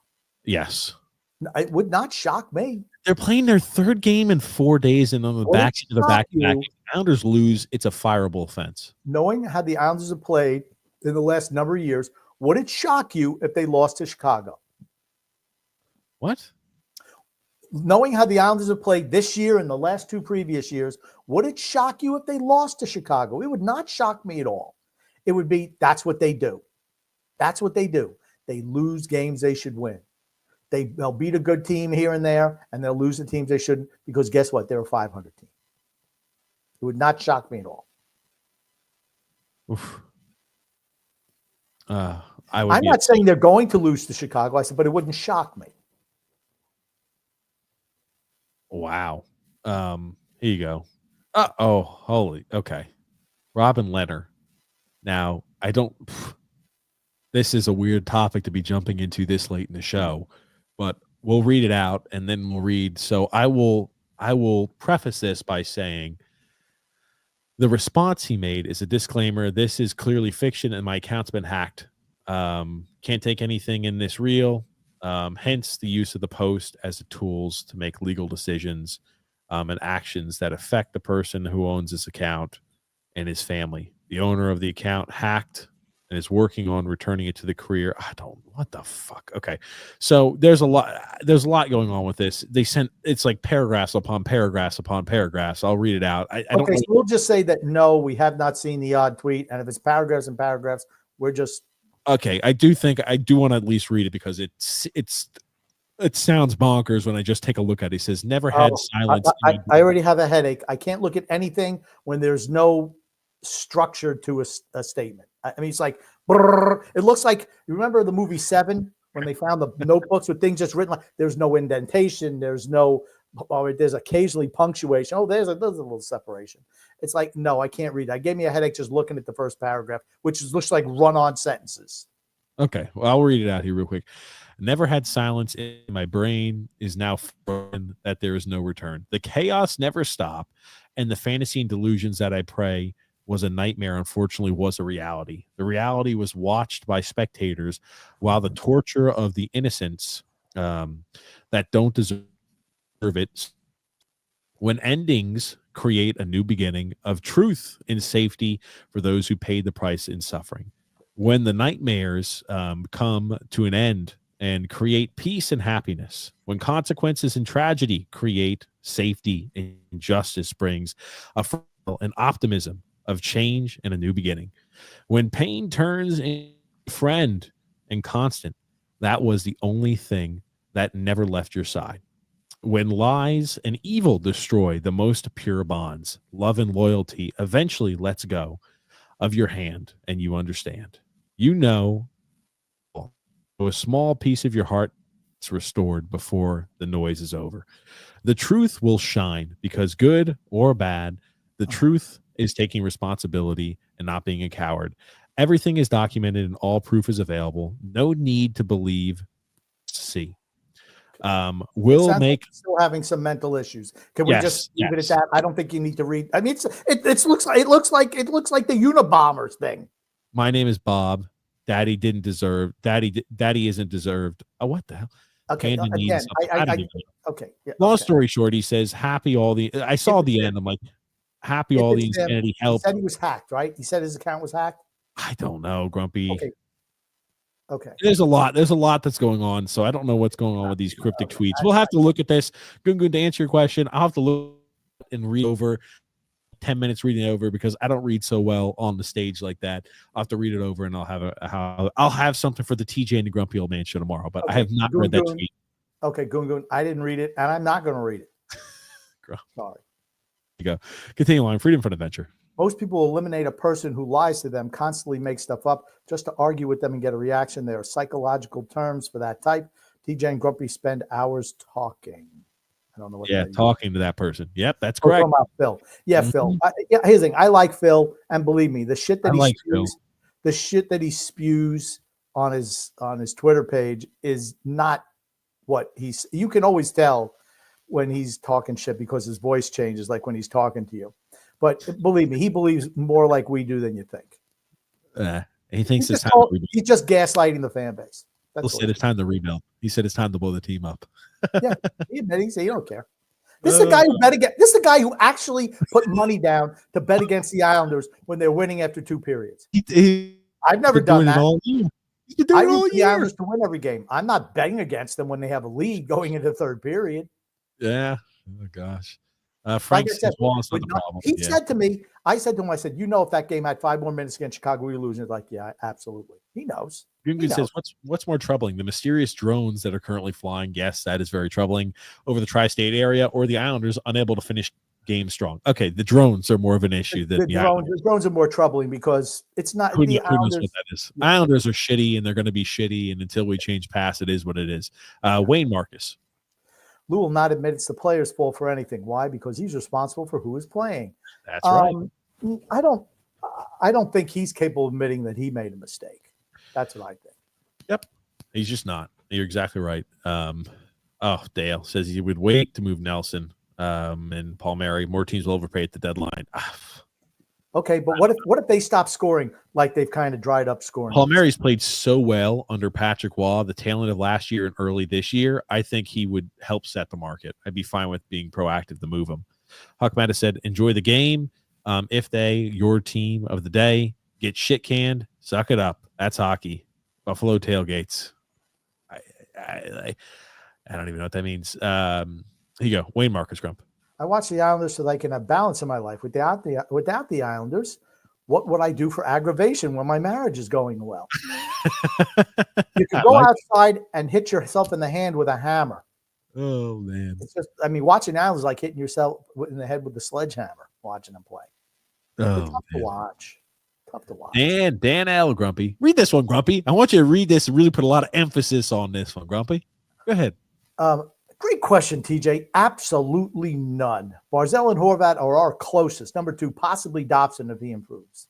Yeah, nobody has a chance of making the Hall of Fame on this team. I would say, honestly, if Sorokin's the only one with a legit shot right now, is Sorokin. Barzal's never going to be anything more than he is right now. Horvat is what he is. Dobson, I think he needs to go somewhere else. Somewhere else where he doesn't have to be the linchpin playing defense while you're playing a guy like Isaiah George, who was also, I believe, sent down to the minors. Was he not? I think so. Yeah, well, he had to he's go. Close to being. Yeah, here's the thing. His game stagnated. He started off, all flashy. He doesn't play any defense, but he brought him a burst of energy on the back end, moving the puck. But as he settled down, he struggled a little bit. Send him down, and you know what? Play him in all situations. Play him 25 minutes a night, 23 minutes a night. Get him ready to move up to the team next year. That's what they need to do. I don't care if he plays on the team this year. Get him a boatload of ice time playing in every situation, every single power play, every single penalty kill. Get him out there and teach him the fundamentals on how to play defense. Because he looks like a freaking top out there most time, just getting spun around. He needs to put on some weight, at least 15 pounds. At least 15 pounds. He's small. He's just small. He's 20 years old. I'm not giving up on the kid. He's not a big kid now. He's not. And he's a good skater. That's what the Islanders need. Yeah, Grumpy. Grumpy, does TJ just talk nonstop when he's with Doc Page, or does she do all the talking, and that's why he doesn't shut up on the show? It's very noticeable. It is so noticeable. You just go on and on and on, and then I finally get a breath. I say something, and then you jump right back in and go on and on and on and on again. At least I'm glad that people have noticed it. I've noticed it. I don't say to TJ because he gets upset whenever you even critique him. If you critique him even a little bit, the tyrannical side in him comes out. But yes, it's been very noticeable. Thank you, Freedom of Adventure, for calling him out. And believe you me, Paige does the talking in his house. So I stay quiet, and that's why this is the release. Is that what it is, Grumpy? To answer his question? Okay. George Pace says, bingo, no one for the whole thing. True. Yeah. Dirk says, good morning, gents. Dirk, and he also says here, Grumpy, you're starting to like Kopitar. I told you his time would come. Yeah, he's going to make the Hall of Fame. No doubt in my mind. Okay. All I said about Simon Holmstrom is he's really improved this year. That's all I said. He's absolutely not one of my favorites. He's not. He played well. He played well. Bing, bing, bing, bing, bing, bing, bing, bing, bing, bing. He played really well against the Chicago Blackhawks. I think things are looking up for him, guys. He played now, all kidding aside, though, he's played much better this year than he has last year. He still misses a lot of point-blank chances and makes me freaking pull my hair out at times. Because he's not super talented. Yeah. But what's he doing better? He's still not coming away from pucks in the corners, but at least he's going into the corners now, yes. And he's going towards the front of the net, which is something he's never done before. That's progress for him. That's I know he's 35 years old now, but at least it's progress for him. I know he's right. When I was a kid, there weren't any fences between the houses. None.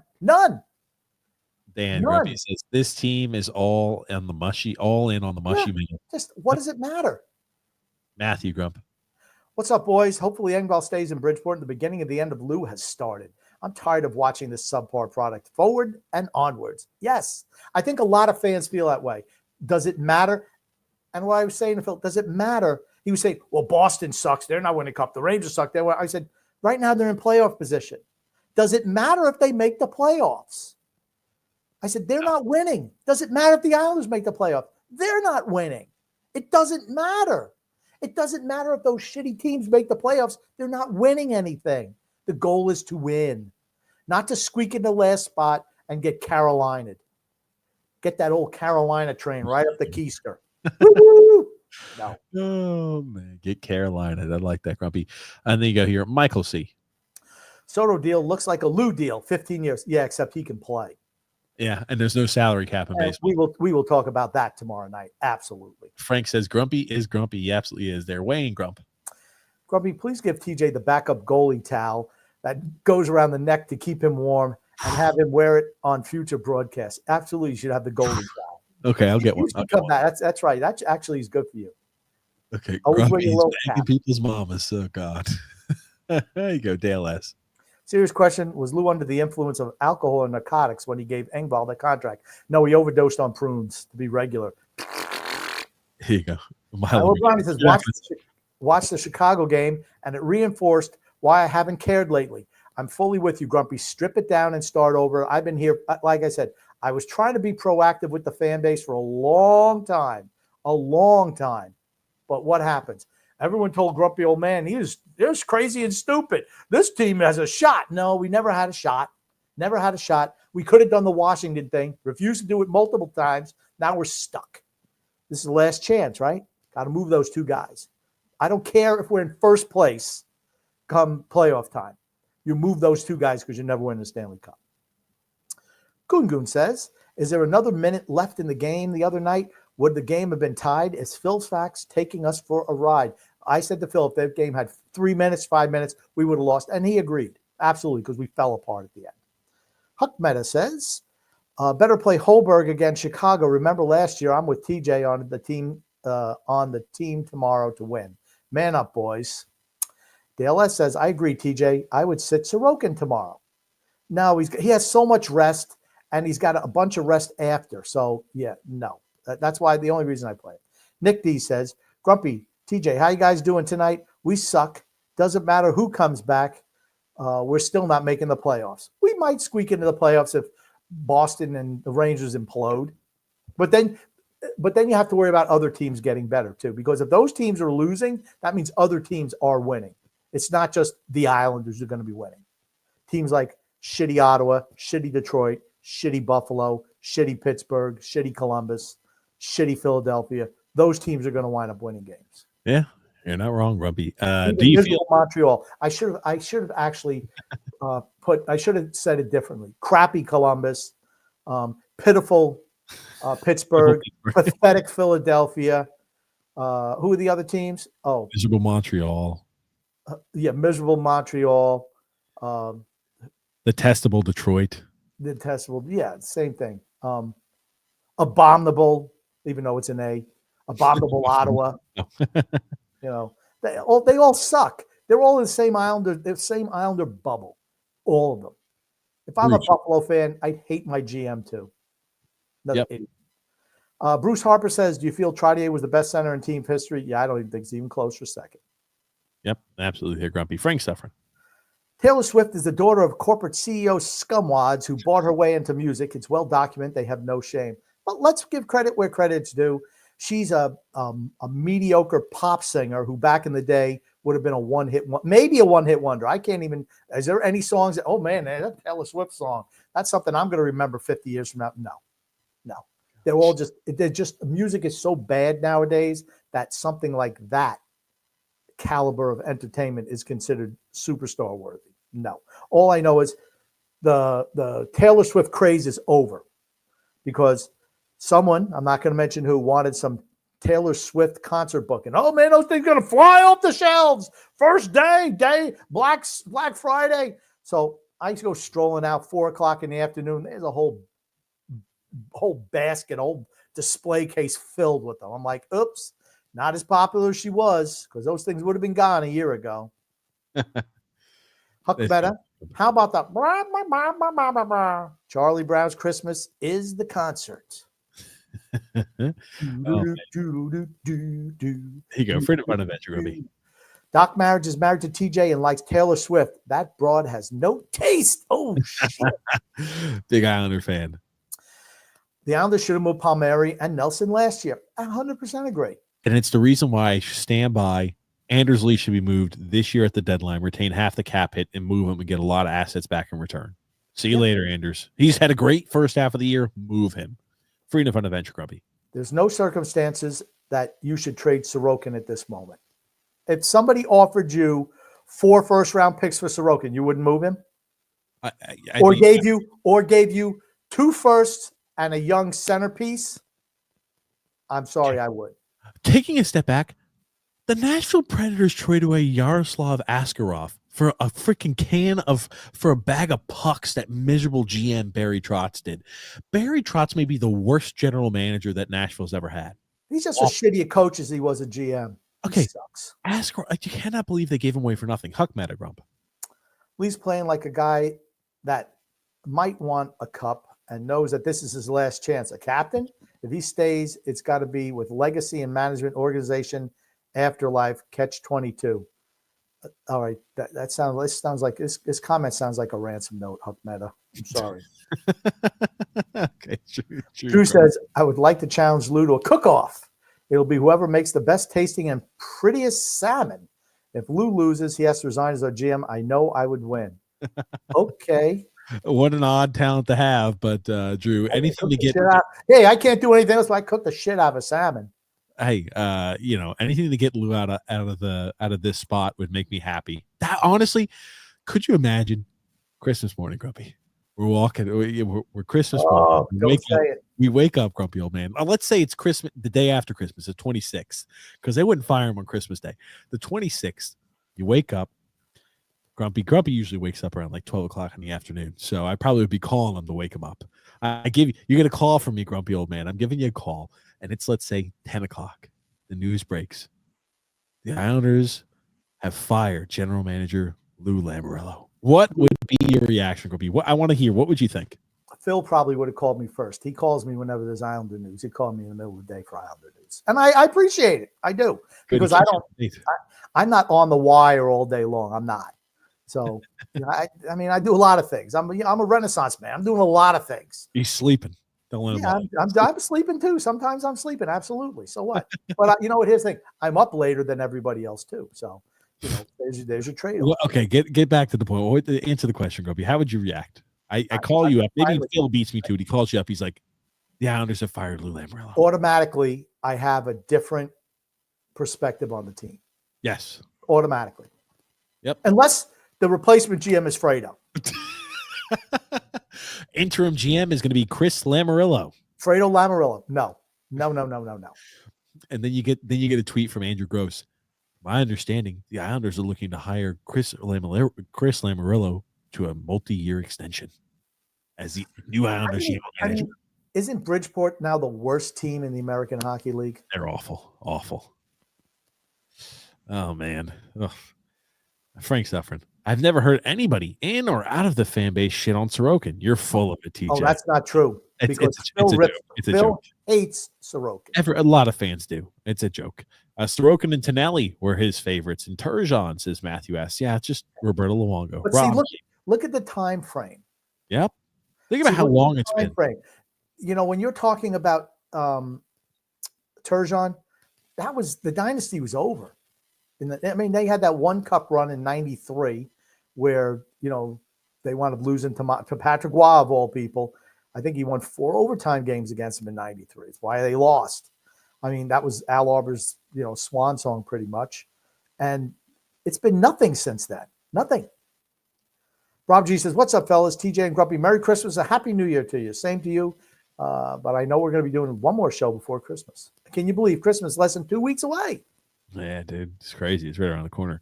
Freedom, fun, and adventure, Grumpy. Grumpy and TJ, based on today's roster, do you agree that Nelson, Palmieri, Lee, Pajot, Cizikas, Fasching, and Pelech must be traded? I think like I said, I'm fielding offers on anyone. Yep. And as much as I like Noah Dobson, if it gives you, let's say, teams willing to give up 2 firsts and a top prospect for Noah Dobson. Hey, Noah, thank you so much. Sign yourself a huge contract. Under Lou, they never were going to do that, but here you go. I'm willing to get you away. You have to rebuild. You have to rebuild. As much as I like certain guys, it's what's better for the team. And this is all because Lou fucked it up that we've got to go ahead and do scorched earth, unfortunately. We have to listen to offers on everyone. In an ideal scenario, you don't trade a guy like Dobson away. Freedom, fun, and adventure, Grumpy. Anyone else no longer attached to this team, and most players, I can be home and not watch. The girlfriend wants to go out and walk. Yep, no problem. Islanders hockey is boring. I used to miss not a second. Yep. Yes. Now, here's the thing. Seriously, when we first started this show, Grumpy, even when the team, first on every single game, every single minute, glued to the TV. I can't say I have that same energy and enthusiasm behind this now. I just don't. I still watch every single game.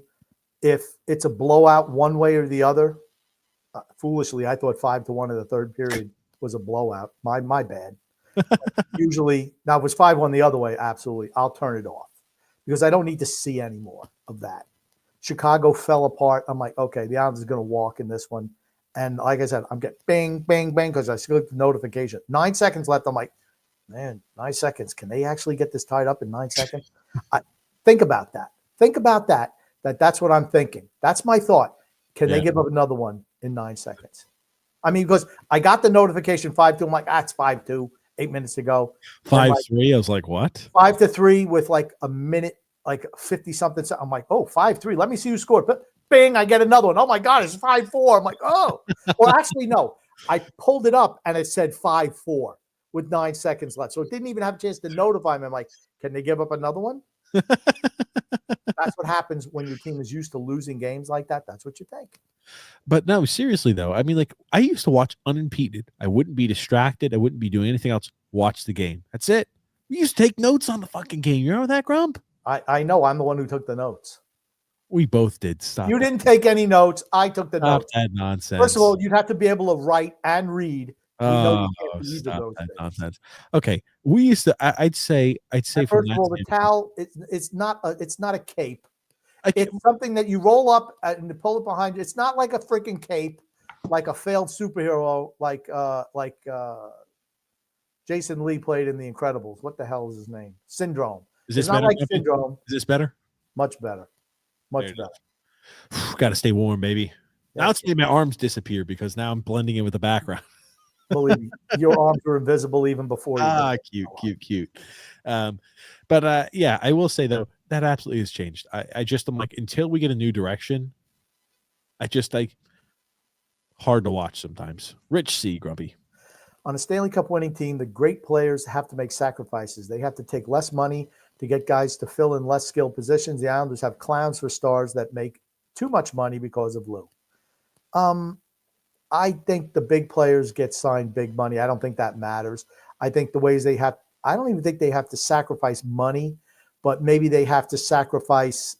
And I'm not saying that certain players are selfish on this team. I don't think they are, but sometimes you have to, like Connor McDavid.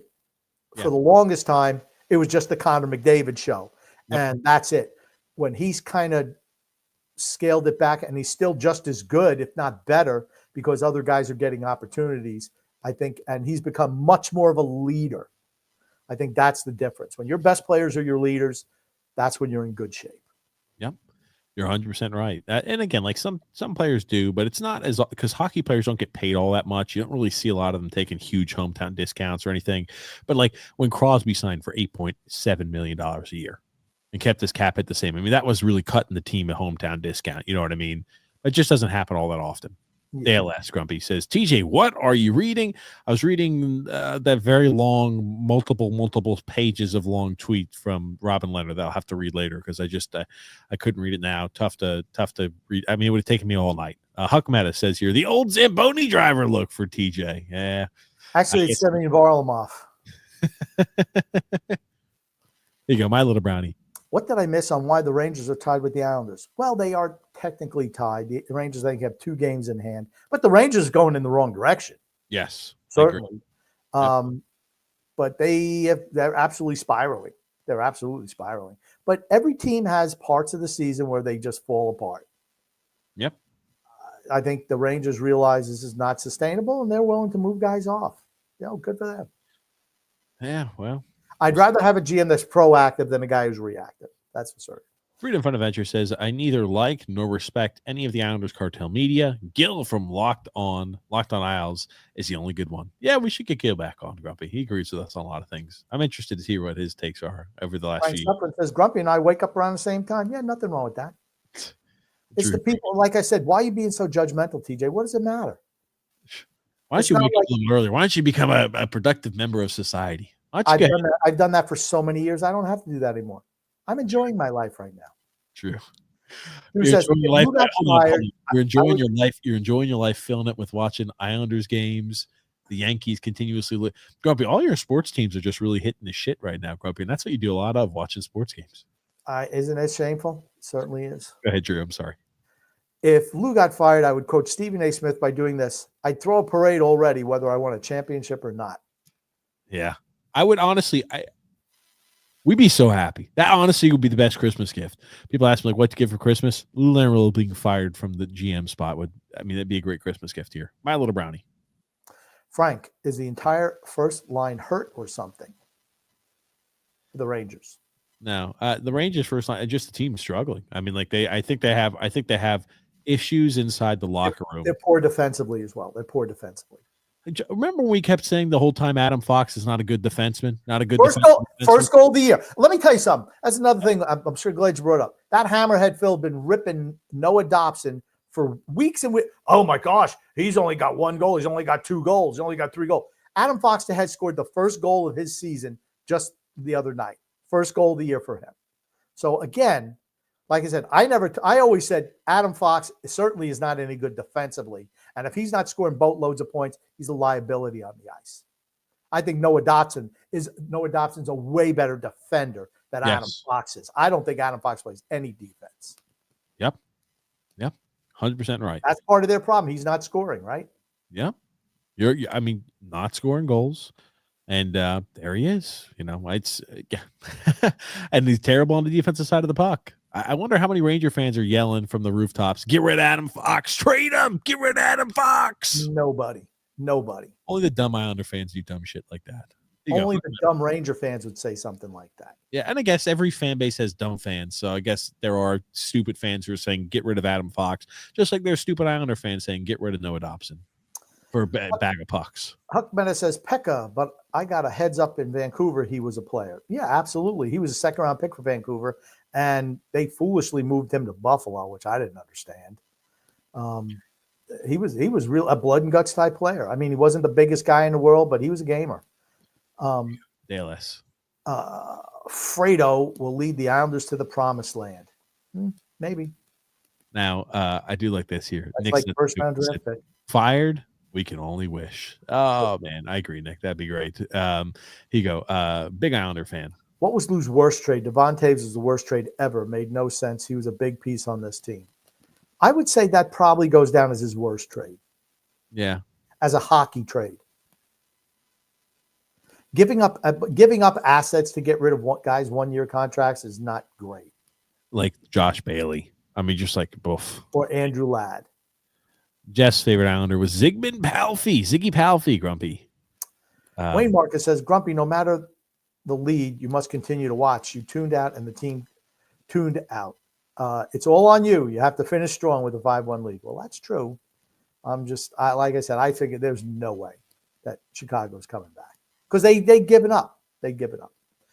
Rick says, Boston Bruins stars have taken less money for years buy into this. And Patrice Bergeron before retirement and Brad Marchand. Yep. As soon as you brought that up, yeah, you're exactly right, Rich. They definitely did. Okay. The Bruins are a really cheap organization too. Hey, they just had the most shrewd waiver wire claim in the history of the NHL. They picked up Oliver Wahlstrom, Grumpy, for nothing. Here you go, Frank S. We'll see. Rangers fans are too busy being horrified with the Shesterkin length and term, etc. Okay, he's probably what, top 3 goalie in the league? I don't get why they're upset about that. Me neither. Who'd be dumb enough to trade Elias? Who would be dumb enough to trade Shesterkin? Huck Meta. Get it. Who'd be dumb enough to trade somebody like that? Rick C says the Rangers have no grit. You can't win without being physical. No way they get through Florida. No. Yeah, Florida's really good. Yep. Florida. Look at the transition from Florida. They were team on the come. All of a sudden, hey, let's go all analytics. That shit didn't work out. So they brought somebody in who did a modified thing, and all of a sudden they're not afraid to move players. Yep. They weren't afraid to move 110 point, 115 point Jonathan Huberdeau and Mackenzie Weegar to bring in Matt Tkachuk. Who was the only person who said that's a heart transplant? We both did. No, here's the thing. Don't have that revisionist history. I was the first. Everyone said that was a lost trade for Florida, except for me. I said that's we both said that, Grumpy. It's okay. You're wrong. That's fine. I'm not wrong. We both did, Grumpy. What are you smoking? And the crazy thing is, the Rangers, I guess they're not even in the postseason right now. Yeah, because, you look at it, there's a lot of teams in the suck squad. Let's go ahead and this will be a last little point before we'll jump on. We'll do two things. We'll look at where the standings are current, 31 games into the season, and then for the Islanders, and we'll take a look at our upcoming schedule for this week, just for shits and giggles. The Maple Leafs, I didn't know they were in first place there in the division on that side. They're tied. Well, they probably have more regulation wins. So no, okay, they're tied. They're essentially tied. Okay. They're first in the division. That's fine. Maple Leafs, then the Panthers, then the Bruins. I thought Phil was saying the Bruins were falling off planet Earth. They're 6-4 in their last 10. Anyway, they've lost their last 2. Yeah, well, that's why. Because when other teams lose 2 games against good teams, they suck. The Islanders lose against the worst teams in the league. They're on the rise. Like you can't listen to them. They're winning 2-0 tonight. Okay, gotcha. Just wanted to take a look at that. Bruins, though, and then the Lightning, right? The Lightning, they've played only 27 games this year. Think about that. The Lightning are making the playoffs. Yes, I agree. Even the shitty Senators have a better record than ours. Yes, and they're 7-2-1 in the last 10 with 3-game winning streak. Okay, the Red Wings, 82 points, 28 points. Yeah, no, oh my God, the Sabres have lost 9 games in a row. Don't Sabres do that every year? Every single year they'll lose 10, 15 games in a row. Every year. Every single year. The problem is they brought back fucking Lindsey Ruff as their head coach. Terrible. That GM needs to go. That's the problem. It's not, okay, gotcha. Oh, man, the rebuild didn't work. No, the stupid general manager brought back the same stupid decision as the head coach. That was the problem. He ain't been there for, 15 years since he was coach? Oh my God! They brought him back. He did a terrible job in Jersey. He's gone. The team does immensely better, and it's just like, oh hey, gotcha. And he shits the bed again in Buffalo. He should be fired tomorrow. He should be fired tonight, to be honest. You can't make the playoffs by the new year, but you sure can be out of it. I just want to look at, so they're a -10 goal differential, 89 goals for and 99 against, and everyone agrees Buffalo sucks, right? Yep, that we do. Montreal. Then look at there, the Washington Capitals. Washington's saying, Washington's going to crash back to us. I said, I don't think so. He also told me that Connor McMichael was just on a little bit of a heater at the beginning of the season. He's a point-a-game guy right now. So. Devils are a mediocre team. They're not making the playoffs this year. And he did tell us that too. A lot of people said that. Hurricanes. Carolina, they're making the playoffs. They had so many pieces they moved away, guys. They're gonna struggle this year. Okay. Think the Flyers are ahead of us. I don't know how Tortorella does it. Yeah, my gosh. And here's the thing: if you're a Flyers fan, you're excited about guys like Mitchkov and all these other guys that you have, young, talented players. Look at that! My gosh, could you imagine if we had a Mitchkov on this team, Grump? The Rangers. Now again, Rangers unless they're tied, they're 3-7 over the last 10. Not good. Absolutely sputtering out of control. But again, 29 games played. They do have 2 games over us, and now they've won 15 games. Think about that. They just don't have 7. My God, we have 7 losses in overtime and shootout this year. Yeah, that is the most I think in the NHL. I believe it is right up there. Yeah. Oh, the Penguins are tying with us. Just look at Pittsburgh is playing pretty well lately too. Look at the Rangers, right? Okay, 3-7. Look at the Islanders. Their record 12-12-7. That's 500. Last 10. 4-4-2, 500. They're just a 500 team all year. They're just a 500 team. 500 teams don't make playoffs. They don't make playoffs. Man, yeah, not wrong. Do we want to just do our little what are we going to do this week? Yeah, Huberdeau's been awful. Yep, he's been terrible. We knew that too. Yeah, simple as that. Okay, let's look here at the Islanders' upcoming schedule. Let me go ahead and remove this so it's easier for us to see this grump for us. Again, got some. We talked about this before. This is the easy portion of the Islanders' schedule. They have to come with a lot of. Well, oof. Never mind. We got 2 tough teams here. Well, no, Our before schedule then, gets a little tougher. look Oof. at the schedule before. Look at the Oh crap. my God. Yeah, look at this. This is where we should have been cleaning up. And we were 500 against those We had teams. the Sabres. We beat them. We lost to the Canadians. We lost to the Kraken. We beat the Hurricanes, which I was shocked by. We beat the Senators. We lost to the Kings. We did beat the Blackhawks, and then we hit the Blackhawks once more. And now we have the Hurricanes on Tuesday, the Toronto Maple Leafs on Saturday. Oh, the Sabres, they're on a 9-game losing streak. Okay, that's next Monday, so we don't have to worry about that one. Well, look at Okay, these 3. you realize the Sabres are going to have to win a game at some point. I predict it's going to be Monday, December 23rd. Okay, go ahead, go. Okay, so these next 3 games, I'm going to say our record is going to be 1-2. Even though I think we can lose to Chicago, I don't think we will. Absolutely going to lose to the Hurricanes. Every time I say that, we want to beating the Hurricanes, and we're going to lose to Toronto as well. We're going 1-1-1. I'm thinking we're going to lose in overtime to Toronto, but we're going to be hemmed in our own zone, praying that we don't die. We may have like a 1-goal lead, 1-goal like advantage, and we blow the third period. I'm going for a trifecta. We blow a third period lead against Toronto, but do lose in overtime, so we get a loser point, and fans will be happy about that. Okay.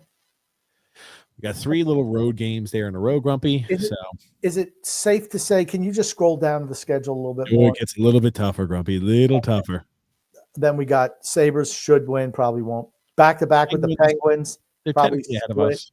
Or no, they're behind us. And then who's December Maple Leafs? Would it not be a topic where Maple Leafs, Bruins, Golden Knights? Okay, I'm just talking about before the new year. Is it safe to say that I think there's a better chance of us being sub 500 than plus 500? Oh, I don't know. Yeah, I think you're probably right. I mean, right? I mean, you could say that. We've got the Maple Leafs twice before New Year's, and we've got the Penguins twice, the Hurricanes, the Sabres, and the Blackhawks. The Sabres and the Blackhawks are the only teams that I think should be guaranteed wins. A lot of tough teams. Hurricanes, yeah, Maple Leafs, Penguins, Maple Leafs again. We played the Maple Leafs 3 times, like within a week and a half. 3 times in 10 days. You play the Maple Leafs 3 times in 10 days. Hard to believe the scheduling is These schedule makers are just, I don't understand what they're doing. Neither do I. Yeah. So you're saying 1-1-1. I'm going to say 1-2. Okay. There it is. I was right. I did predict 2-1 last week. I think I'm going to continue my streak, 1-1-1. Okay. But Grumpy, let's wrap things up here today. What do you want to say before we end the show? I want to say love and laughter to everyone who listens, and even those who don't, from TJ, the grumpy old man, and Son X, even though he's not here. Never is. He's never here. I'm not giving him any shout outs, Grumpy. Thank you so much to everybody for watching the show here, listening to the podcast. We'll be live with you guys next Saturday. Thank you so much, everybody, for tuning in. Thank you, Grumpy, as always. Thanks for the comments. Thanks for the engagement there on that side. And we'll be with you guys next time. Next time. There it is, like X would do. Thanks again, Grumpy. My pleasure.